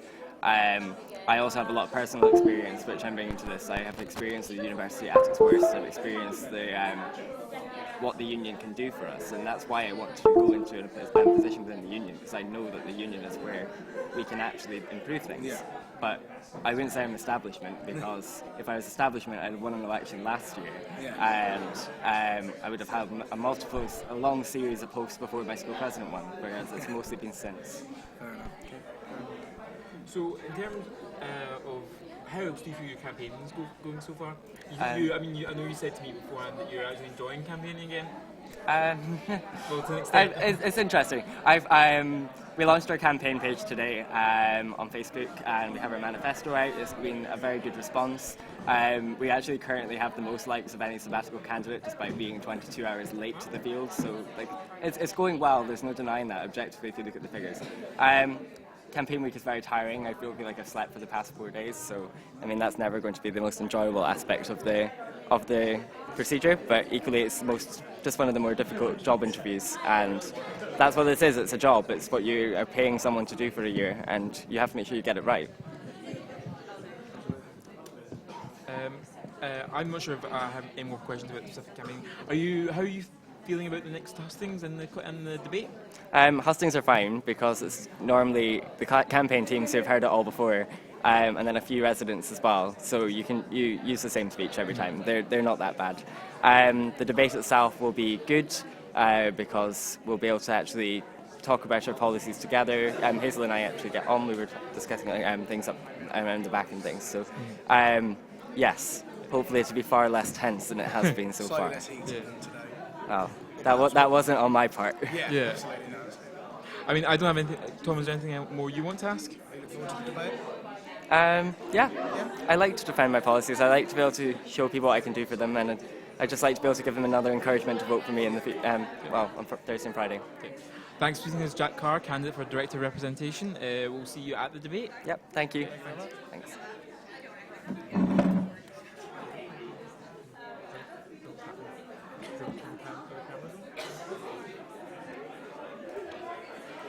So, how did you find today's question time? I found it a lot more exciting than I thought it was going to be, I have to say. By the way, for those of you who are listening, I don't know. We're not really sure on the technical stuff here, so we could literally be speaking to thin air. But if you are listening out there in the nether regions of the internet, this is Joseph Cassidy speaking. I'm the news editor of The Saint. I'm here with Tom Coombs, who's our viewpoint editor. And yeah, I feel it was tense. It was a tense night tonight. Especially obviously Jack spoke about it there. The Director of Representation question time was a tense moment, especially when Director of Nightline Nick Farrer asked that question. And obviously, I think a lot of people seem to feel that it was the manner in which he asked it was not appropriate. there was certainly an aggression with which it was said. I don't know if the technical issues were during that debate. It'd be a shame if they were, because it was. No, I think they were resolved by that point. Yeah. Exactly. But yeah, I mean, it was. I think other than that, I don't think there were too many other heated exchanges. There were definitely a couple of points which were obviously being raised by people who felt that was like something which they really wanted to focus on. How do you feel about the presidential debate? I feel like the presidential debate reflected. I feel like the presidential debate reflected the actual presidential race, which is that Annie and Charlotte are two very qualified candidates, and they're two not similar candidates, but I feel they're both approaching it from perhaps a more similar perspective than last year's presidential race, and I feel the debate, the question time reflected that. Is it this? What do you think of it? I think of the presidential part. I think it's actually a very, very close competition. I think it's almost better that we only have two candidates. I don't think there's too many distractions. Like we had the Simon election last year, which was obviously I did find it very enjoyable. But I feel like it kind of detracted slightly from the actual election itself. So I think this could be a really, really close battle. Oh, by the way, to the person who's just commented on whether they'll be able to see the interviews, very soon. We're currently getting cameras set up. They weren't set up during the question time, but we hope to have them set up very soon. I don't know exactly. Yeah, the presidential was very. I felt it was interesting. I felt I felt it's going to reflect one of possibly the bigger issues of the one of the big issues of the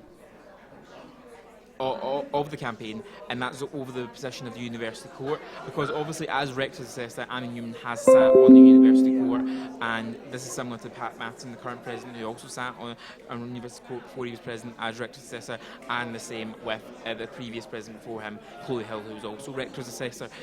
I think this obviously gives Annie an advantage. She sat on the university court, which was where all major policy, all like major initiatives are driven through, major funding. I mean, to give an example, there was the email we all got earlier this week about the 900 new beds that are going to be put in. That was pushed through by the university court.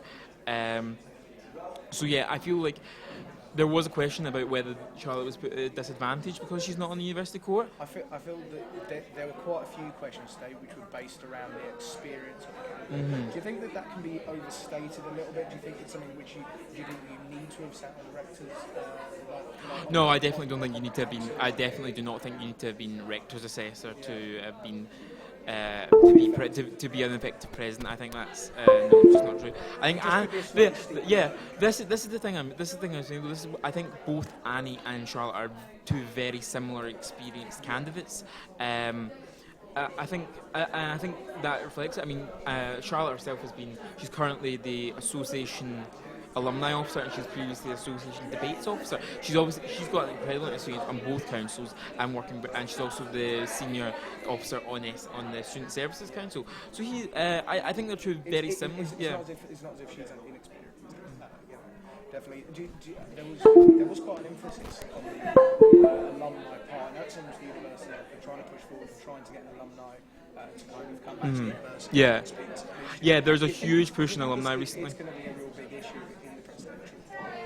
I think recently, because Pat Matheson made it a very key centrepiece of his campaigns, and I think because of that, we're now going to be seeing whether or not they were able to push forward and develop it beyond just his time as president. I think one thing Annie Newman has said is that she wants to really develop the alumni weekend, create a careers fair, centrepiece dinner. So she I think she specifically wants to expand it. I mean, Charlotte Andrew, as obviously is currently the alumni officer, so she obviously would also do it. I think would want to expand alumni.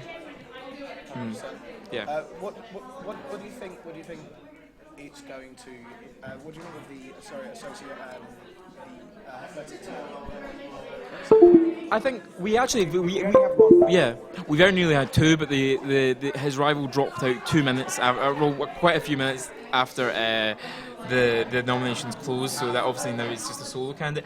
I think Ben is clearly quite effective. I think he'll. I don't think Ron will stand a serious chance. I think Ron only has a serious chance in these unopposed cases if the person was completely incompetent. I don't think Ben is. No, I don't think I so. think Ben is clearly nice. He's clearly approachable. I feel he handled the question of LGBT issues quite well. Yes. Which is obviously something. I mean, I know Ben's on rugby, and that's obviously a sport which is often targeted about issues like that. You know, despite all the jokes, but yeah, absolutely. Yeah. I mean, what did you think of the AU president thing? I thought we spoke very, very well. I mean, I feel like it is a real shame that there is only a single candidate, and I thought it was interesting that a lot of the candidates for all the positions kind of discussed about trying to make these elections trying to just let students know what director of representation does. It seems to be there's a real push towards trying to make things a little bit more transparent. Yeah, definitely. I feel like one thing that people often feel is that they don't know what the union's doing, and I feel that's a major problem. I think a lot of students, especially I think Hazel's made a big thing about her campaign that she feels students should know more about what the union is doing, and I think it is something. I mean, to an extent, I would say people should get more involved and just. Maybe it's on the students more than the actual people themselves, but as a reasonable point, I think transparency is something that is going to be it's always a key issue, but I think it's being a more of a key issue now. And perhaps with the union that's slightly more transparent and we're able to understand exactly what the people do, maybe in next year's elections we'll see multiple candidates for all positions, which is obviously the ideal situation. You want to see democracy in action. I mean, definitely. I mean, we've seen a significant drop-off in candidates this year, especially compared to last year. We have roughly about, I'd say, I don't know the figures right now, but I think it's about 40 less candidates than last year.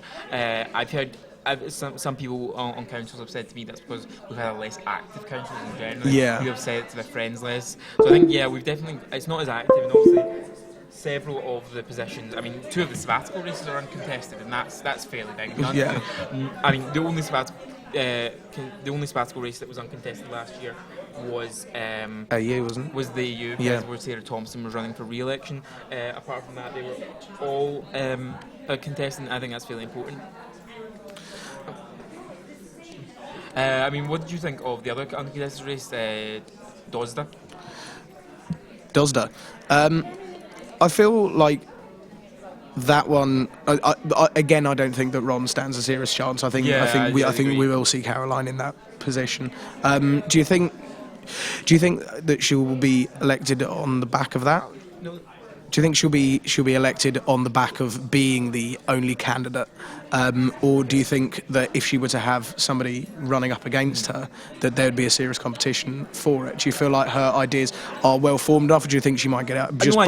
I think her ideas are well formed. I think her campaign is good. I think she's got good material, and I think she's got good experience. I think she would stand a chance even if she wasn't unopposed.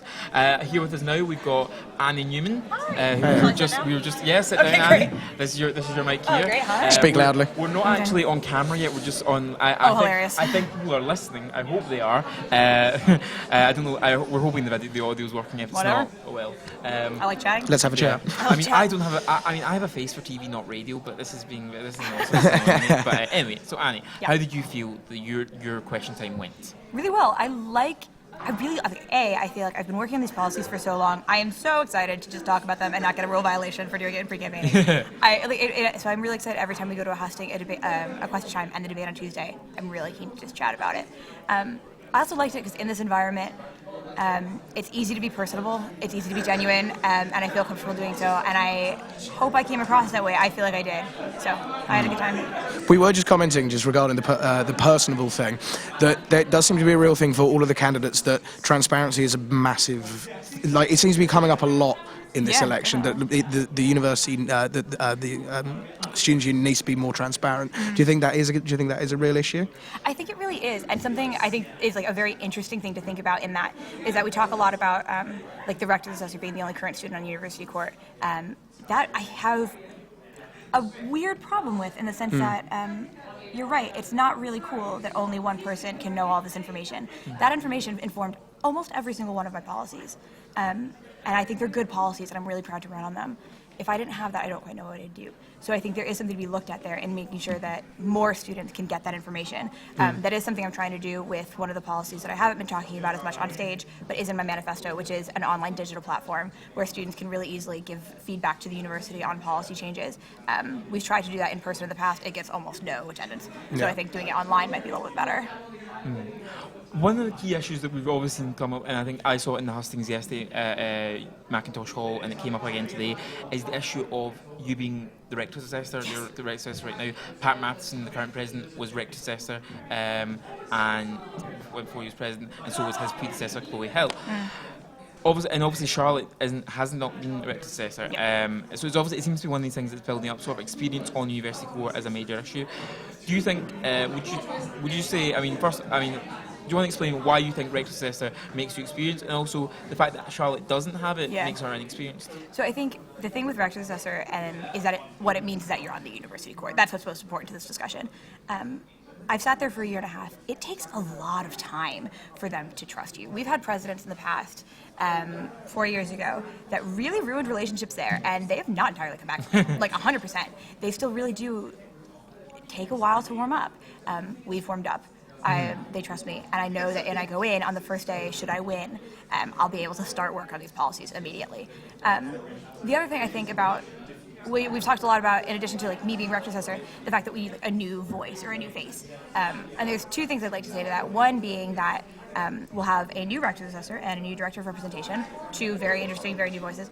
Third is that I think unlike a lot of the past rector's assessors or a lot of the past people that have sat on court, I have a wealth of experience that is outside of the union and perhaps more relevant to most of the students in the university. Like the event committee stuff that I've done and the volunteering work and like the musicals that I've been in. I'm actually really proud of, because I think it means that I've not just spent my life in this glass box. It means that I'm a little bit more relatable to most students, and I think I can represent them really, really well. I think I have the most of that, is what I will say. So yeah, that's obviously another thing. A lot of people sort of, if you look on Yak, or even I've deleted the shit out of that. Or the Tab Power list, like which you appeared on. I think you actually got to 4th. Kill me. You're Literally very kill me right here in my St. neck, like Andrews in my family, throat. Just kill me. So clearly, but also you're obviously one of the more well-known people within the union, and I think, on the Tab Power list, you and Pat Matheson were the only two from sort of union people.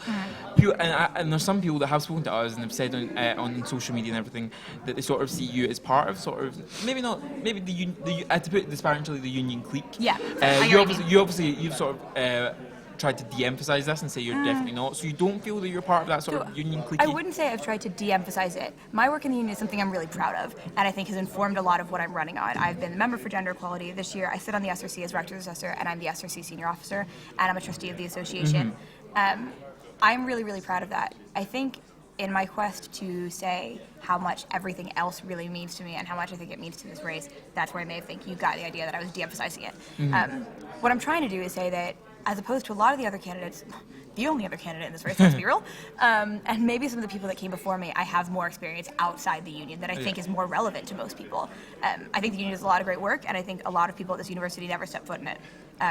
We should do more to make sure that they do, and we should do more to make sure that even if they don't, they're still represented. Absolutely. So, you want to ask Tom?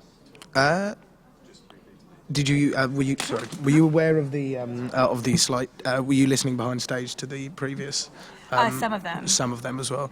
Were you here for the tension in the DOE rep? I wasn't. Caught the tail end upstairs. We all had like the live stream on in a room upstairs. Fair enough. But Never mind. I missed the question. I only saw half the answer. Okay, fair enough. I was just wondering. I'm literally not even dodging that. No, it's fair enough. That's fair enough.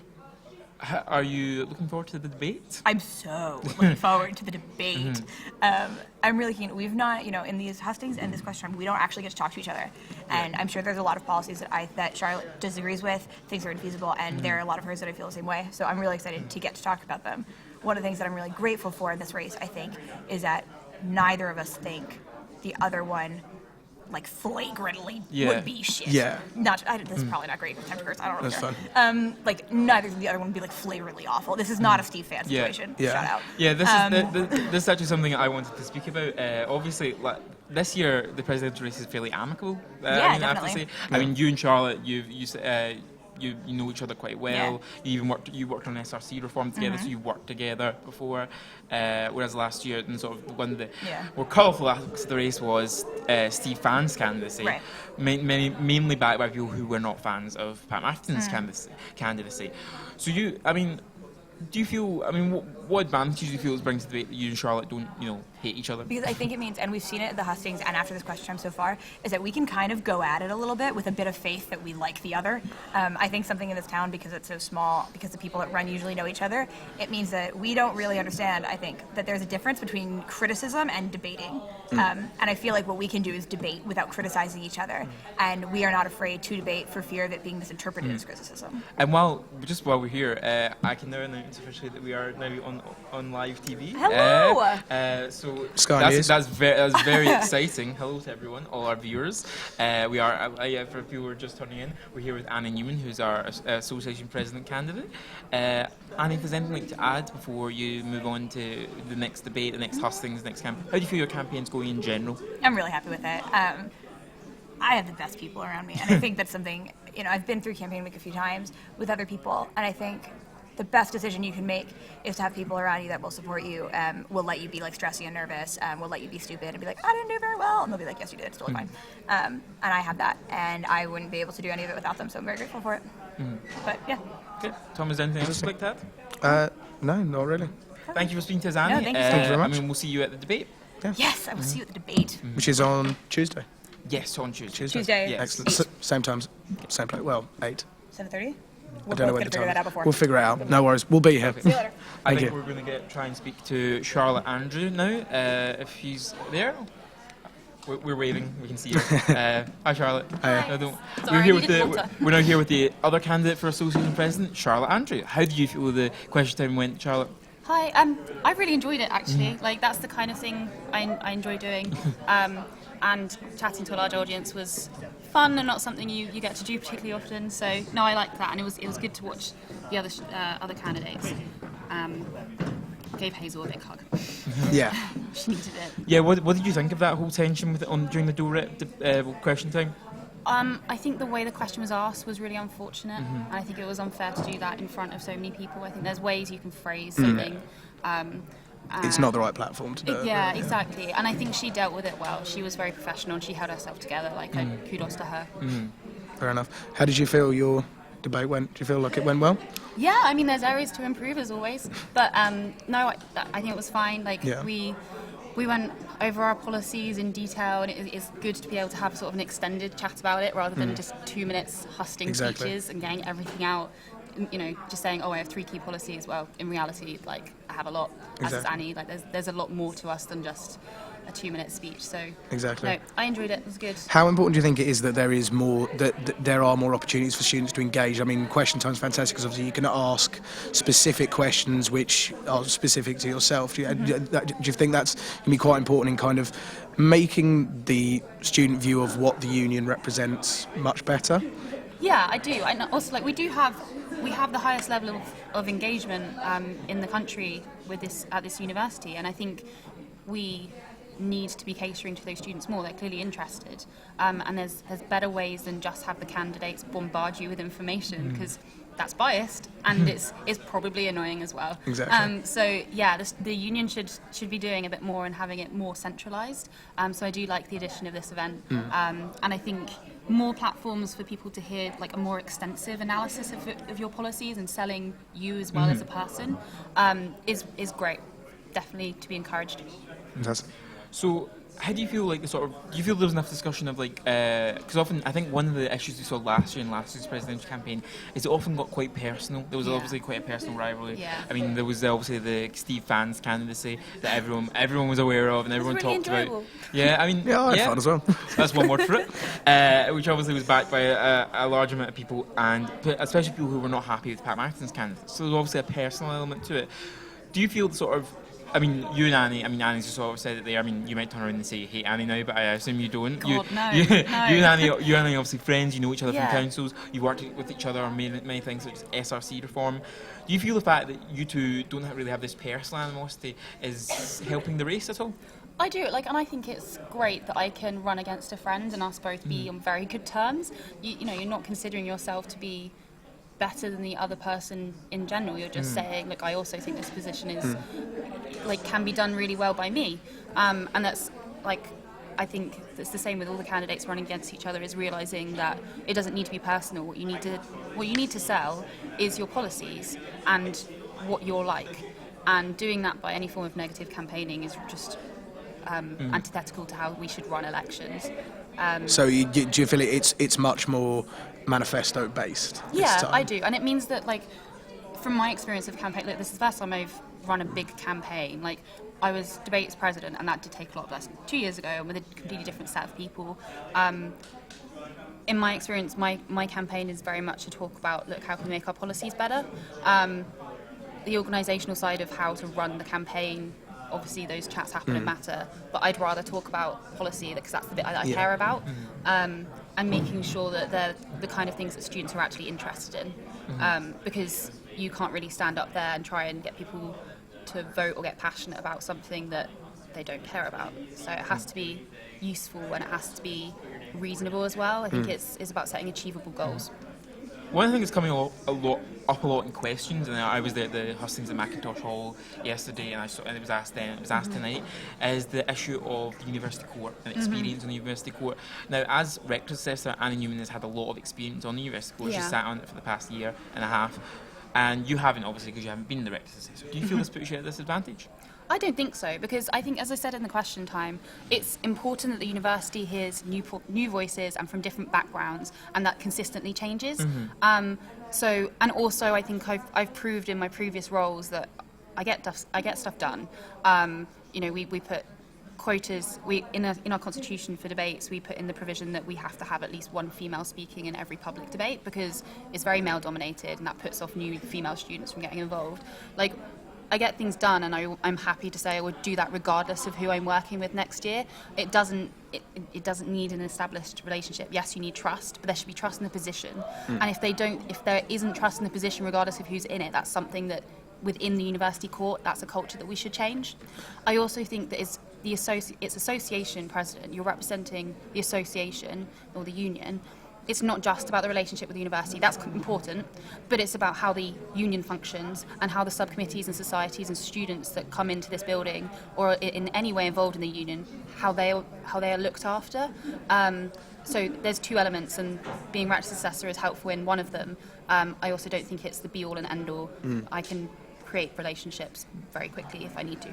So you're not worried about the idea of coming in, meeting the rector, or No. going on the university I've court? met the and rector, then, actually. I've worked with her a couple of times because she spoke in one of the debates that I organised whilst I was debates president. And she's lovely and she's great, so I think I already have a good relationship with her. And I just don't see it as a problem. It just seems to be something which has come up a fair bit for some of the other candidates as well, that there kind of seems to be a lot of the questions today were about how well do you know the inner workings of the union and that kind of thing, and so you don't really think that's particularly important. You think it is much more to do with policies and just who you are as a person. I mean, I also know the union very well because I have sat on council for 2 years. I was elected senior officer. I sit on the board of trustees, so I've made big strategic and financial decisions. But the thing is, most students here don't have that inner working, and it's working out how they access the information that I know and I have, and that a lot of other councillors have, and realising that they don't have that knowledge and weren't told it, or just haven't been informed in that way, and trying to work out how to better the way the union works for them, because that's the majority of people, and that's how we should focus ourselves. Are you looking forward to the rest of the campaign? How do you feel it's going so far? Yeah, it's enjoyable actually. I'm much calmer now and enjoying it much more that I can do things. Yeah. I suppose the startups always. That's my form of stress relief, is just look, I see a problem and make it change it and solve it. Whereas nominations week and really the entirety of the semester has just been stressful because you know all the list of things you have to do, you just can't do them yet. So no, I'm enjoying it so far. I just kind of want it to be Friday. So it's nice that it's rolling now. Yeah, it's being in limbo that's really hard. that bit's unenjoyable. But getting to meet new people, knowing that you have a group of friends around you that, regardless of the result, like think that you'd be good at this role, is really nice. And it's really lovely as well to read people's testimonials that they've written about you. That's really nice. But no, in general, like it's enjoyable getting to know the candidates. Yeah. What do you think are your chances for winning? I think they're solid, and I think that at the moment that's what you can hope for. 2 days in, Exactly. And I'm from a different background to people who have been previously elected president, so I realise that might in some ways put me at disadvantage, but I don't think that you should follow the same route in order to get to the presidency, and I think it's important that you have people with a different set of experiences be elected.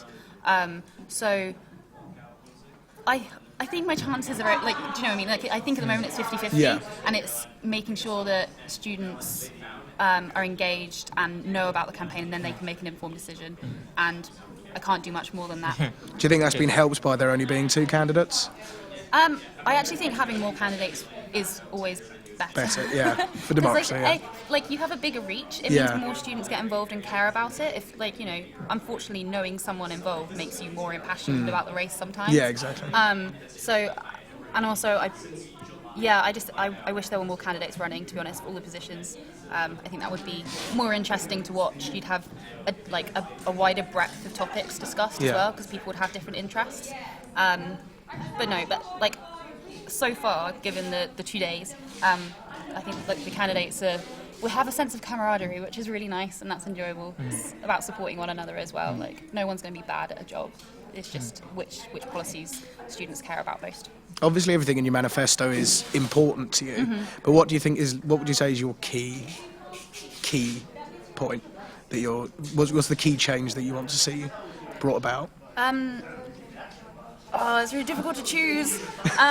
Probably the key thing that I'd be most passionate about is the widening access and participation, because it's not just the outreach advocate scheme where we go back to schools and convince prospective students that we're worth applying to, that they should consider us. It's also about reaching up, as I said in the debate, to the disparate groups within the union, within the student body, and making sure they all feel included. So I've talked to members of Hong Pao Society, I've talked to mature students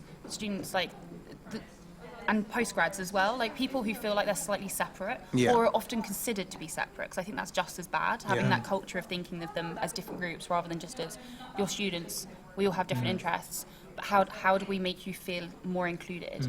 And obviously, they're different cultural backgrounds, different interests. I don't know the ins and outs of their problems, and it's about going to them and finding them. I think the Students' Union is very reactive to problems, but doesn't go and ask the students what the problems are. And we need to take the initiative far more than we have in previous years. Fantastic. Thank you for speaking to us, Charlotte. Thank you very much. Thank you. Good luck in your campaign, and we'll see you at the debate. Thank you very much. See you then. Bye. Bye. Thank you. Well, yeah, I mean, we've done user going so far. I mean, is it? Yeah. I think we're now going to interview Taryn O'Connor, who is the candidate for Director of Events and Services. Hi, Taryn. Hi. We're on the live stream here. If you want to live stream, cool. Yeah, hey, how's it going? Fans, your adoring followers. Hi, How do you feel your question time went? I think it was good. I think pleased with candidate turnout. I think it was really good. I think it was a really good chance to start to talk more in depthly about policies. It's a really nice thing. I hope it queued up a lot of the questions for the debate, which I'm really looking forward to. Yeah. So is the debate? Are you really looking forward to that? Is that kind of an event that you're excited looking forward about? to the debate. I think tonight we got to look. I think in a way that I feel really positively about. I got to look a little bit more at my policies. I'm excited to get to look a little deeper at some of Sina's at the debate, which I think will be really interesting. I also think that because questions are being submitted and garnered through the elections committee, I think there's a chance that, especially in a role like DOES, where because it is part of the commercial side of the union, certain elements like working with the personnel staff and licensing laws and things like that will come into play in a really positive way for all of us, for the students to really have a chance to learn about what policies are being stated and what's possible and what's not, which I think will be good. One of the things that that Sina mentioned in his interview with me earlier the week for the Saint, which you can find online, guys, if you want to watch it, is that he when I questioned him on his potential lack of experience, because he's never organised an event and he has never organised, as I say, because you're a glitter ball convener, so you organised last week's other day's glitter. I can't remember when it was. Yeah, right. They all go together. you organised glitter ball, and so. I asked him whether he was inexperienced in comparison to, say, you. He said that because he's worked with Chris a lot through the year, the current Director of Events and Services, that gives him more experience than any other candidate could have, and it gives him better experience. He's claimed that, in fact, that he said other candidates for the role of Doez, and you're the only other candidate, are inexperienced compared to him on that issue. So do you think the fact that you haven't really been close to Chris McRae and worked with Chris McRae this year puts you at a disadvantage for the show? Absolutely not. And I guess some of the reasons I could go into that, I've actually been very close to former Doez's, so the one who was actually the most commercially successful with the most attendance, at events, Leon O'Rourke, is a really good friend of mine and someone that I've actually showed everything to in the process of being like, is this even feasible and possible before even going to the union staff to know that we're on a good track, especially getting to work with someone who worked in the union through redevelopment, shows someone who really gets to understand the potential of utilizing the spaces, which I think is super important. But beyond that, I think if you haven't thrown an event in this town, any kind of event, whether it be a society event, a sport night out, whether it's a ball, whether it's, you know, a hall event, anything like that, I think it starts to be really, really limiting what you can actually do and what you can actually achieve. Because the bottom line is a lot of the venues in this town, the way that it's the most successful to work with them is if you know them, if you've worked with them before, if you have someone that can come in and say, hey, these are the right places to go and the right opportunities that you can give people. I think without event experience in any capacity, I don't know how you can guide students to put on events and to create successful events if you have no experience doing it. You've meant I mean, well, obviously you'll be able to talk about it more during the actual debate. But one of the proposals that seems some criticism from your opponent, Sinna, is his proposal over a happy hour. I mean, I think you might have. I'm not sure if it was you, but someone has mentioned it before that there the possible legal ramifications of a happy hour, because obviously specific versions of a happy hour are banned in Scotland. Absolutely. So, do you have any sort of response to that right now? I would say, first off, tune into the debate. I think it will be a big topic of conversation. But would be that I think that the way that Siena is proposing going around the 72-hour rule, because legally, if we're going to change drinking prices, we are supposed to change them for 72 hours. The way he's proposing to go around it is by creating new cocktails at a discounted price, which thus isn't us changing something that we already offer, besides the commercial ramifications of importing new stock that we're not necessarily using, that we can't guarantee we're using all of. It might actually break a second law, which is that we're not supposed to do anything that encourages binge drinking for limited amounts of time. So at any rate, having a new cocktail that's only on offer for an hour could still violate these licensing laws. So as long as it's named as a happy hour, it violates the 72-hour one. And there's a lot of potential legal ramifications that would really affect the union's license. And as was actually brought up tonight, without the union's license to sell alcohol, it's a massive factor in our financial situation, which makes it a lot harder for us to do anything else. So I think it'll be an interesting thing to bring up. I'm interested to see how he's thought about it and if he thinks it could possibly work. But I'm not sure I can see a commercial way in which it actually can be successful. Obviously, you've got quite a few policies within your manifesto. What would you say is like the most important one to you? What's the one that you really, really are most trying to push forward? I think, coming from the experience that I do have, I think, which sounds weird because it sounds like the broadest one, and there are still and in that way, is making sure that students feel supported. I think that a lot of the frustration that we've seen this year has come from students that don't feel that they can find someone, that they don't feel that they can have someone to talk to about their events and the things that they're doing. Even through just the hustings that we've had the last couple nights, girls have come up to me. I've spoken to people. So one of my things in there is about the AU and working more closely with the AU on events that isn't just monthly centers. And I know that one of the teams that we actually sponsor was like we sponsor a team, and it means that they get to use the venue for a night to hold fundraiser. And one of the teams was like, we don't even break even because we don't know how to make the event the best that it can be. And I was like, that's exactly, like, you have that moment where you're like, perfect, that's exactly what we want to help with. Is it should be students coming in, and if we're giving them the opportunity to use the space, they should be able to capitalize on every way possible. So you want to guide them through it a little bit more? Absolutely. And I think I would say, which is like, if someone's like, if I haven't learned from my mistakes, somebody should. So if we can get them to a place where they feel comfortable putting on these events, then it means they can start building audiences for these events. And if they become more regular things, or the thing that people look forward to every year, it gives them something to work off of, and it gives our societies and our student groups something to capitalize off of, which I think is really important. Which again comes into the experience thing. So do you feel like the breadth of experience that you've had with obviously being on quite a few things is not trying to score points, but is worth somewhat more than simply working closely with the current DOES kind of thing? Do you feel like you'll be able to find more issues with things, like streamline things, basically, more through that? I think that the breadth of experience is the reason I think it's more beneficial than specifically working with one individual, is simply that it's one individual versus a plethora of venues, professionals, and spaces.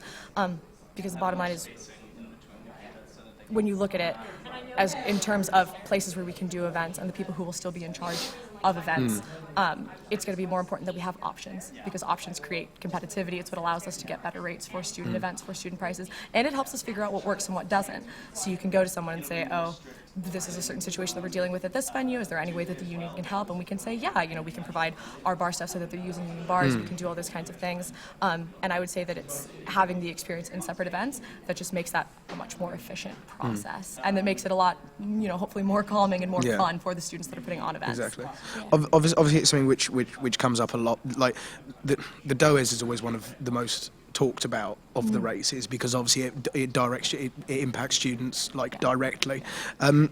One of the things which you can guarantee you will be asked repeatedly is what big acts, and I'm not asking for specifics or something like that, but are you going to look to continue trying to bring in, I mean, I feel like Chris has done a very good job this year of bringing in higher profile people, so just from what the students see rather than what the accountants see, are you still going to try and push forward for stuff like that, really try and get some interesting acts in? Yeah, absolutely. I think I mentioned it a little bit tonight, but it's the thing that I'm kind of scanning right now, which is seeing the biggest acts that are currently touring that will put them in our proximity. Because what I'm sure will come up a lot and over again is how like inaccessible St. Andrews is as a venue. It's about finding the performers that want to play St. Andrews, of which there are quite a few. It's about finding the people who are, which sounds always weird and it sounds a bit like it's magic, but I promise it's not. It's just in the right place at the right time. And that's why things like going to the Fringe are how you get massive comedians will come to the Fringe with a set that they've got. They'll play for a month, living on very little, living in a Fringe flat, and to ask them to stay for a week to get put up and to be paid to pay for the Students Association, they've been playing to smaller houses that whole summer. So it's so feasible, and it's something that is really possible. And I think it's just about, on some level, cracking down early in terms of getting a hold of information, calendars, programs, things like that, and then really following up. But that's why I think it's so funny, because I think a lot of people understand that in theory, like the job starts July 1st to July 1st. It doesn't. Like, especially for DOES, Freshers Week starts the day I get elected. So I think it's important to consider it that way. Yeah. Fantastic. How do you feel your campaign is going so far, Taryn?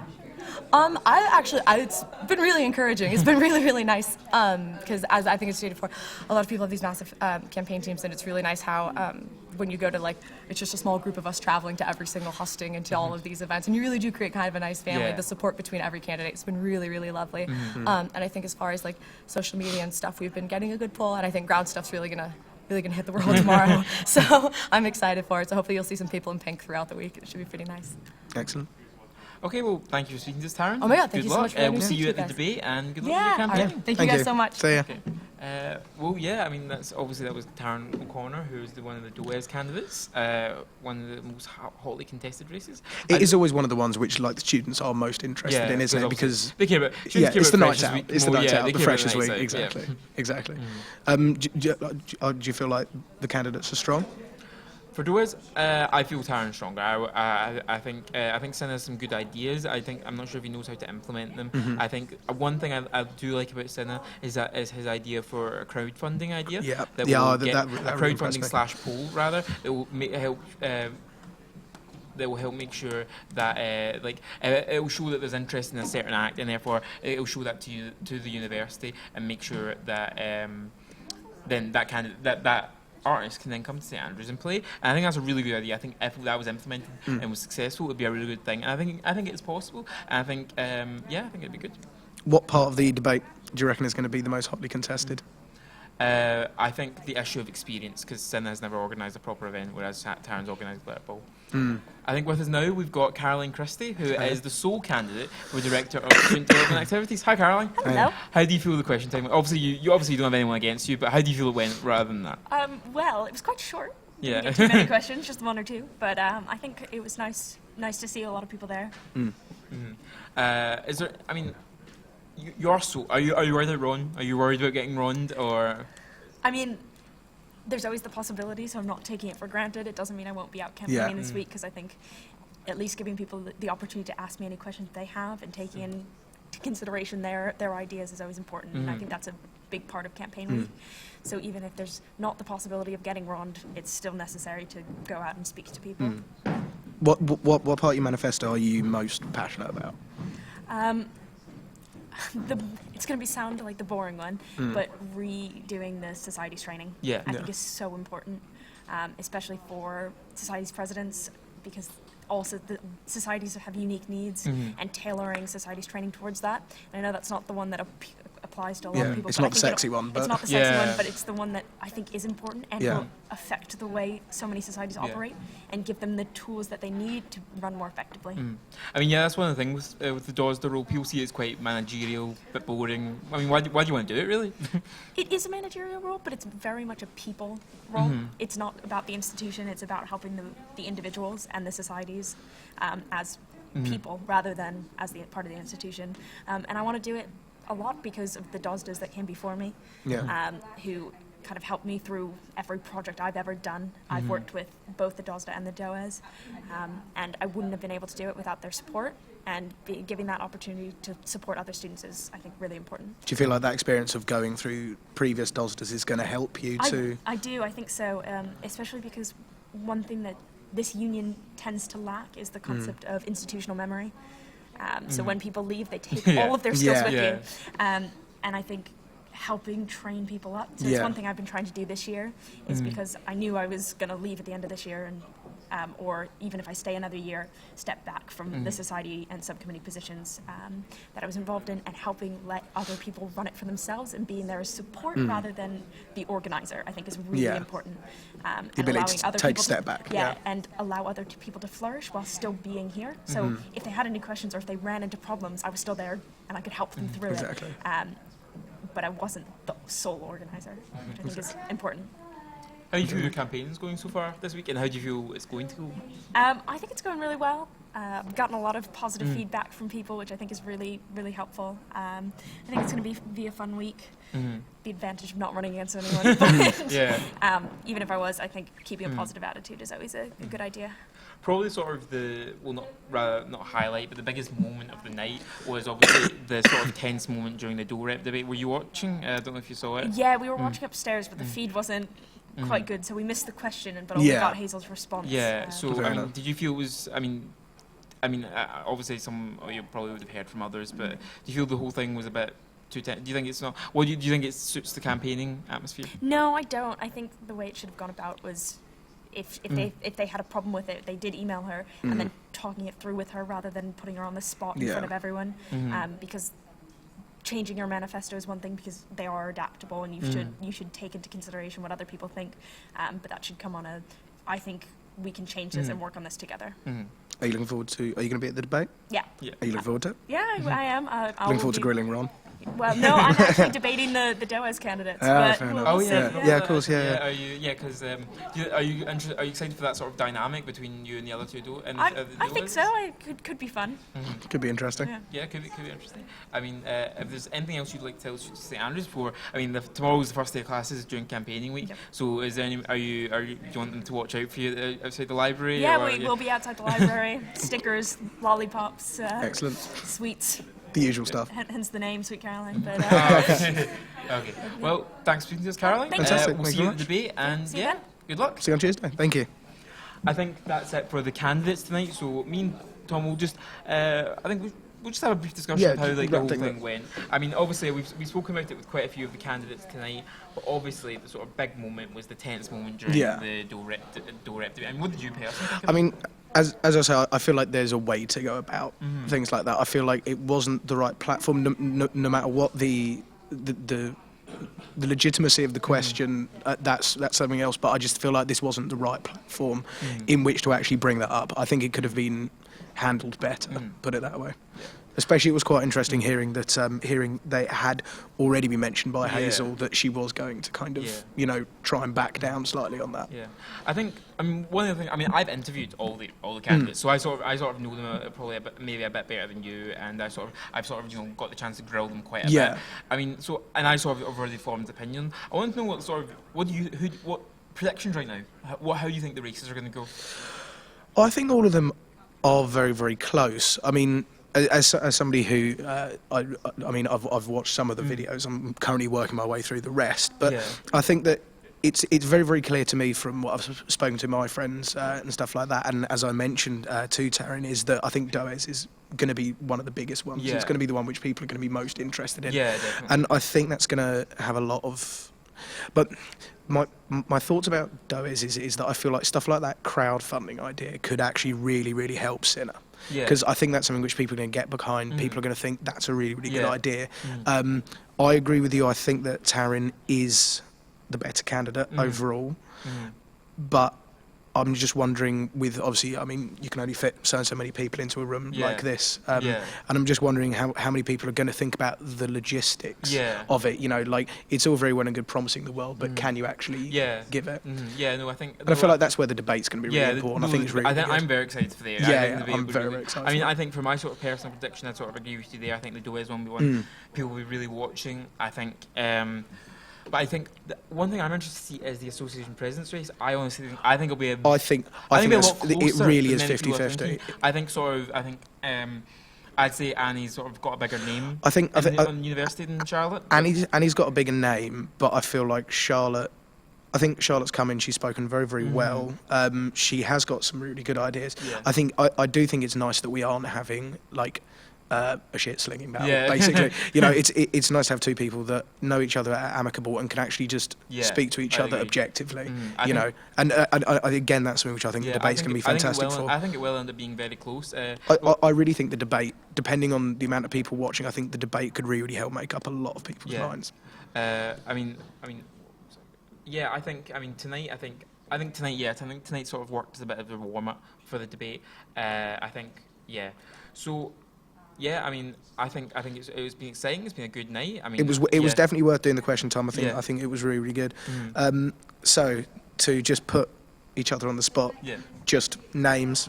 Doez, who do you think? Oh, if I had to pick right now, I would say Taryn. I'd say close, but I've heard of people that Taryn's actually doing better online.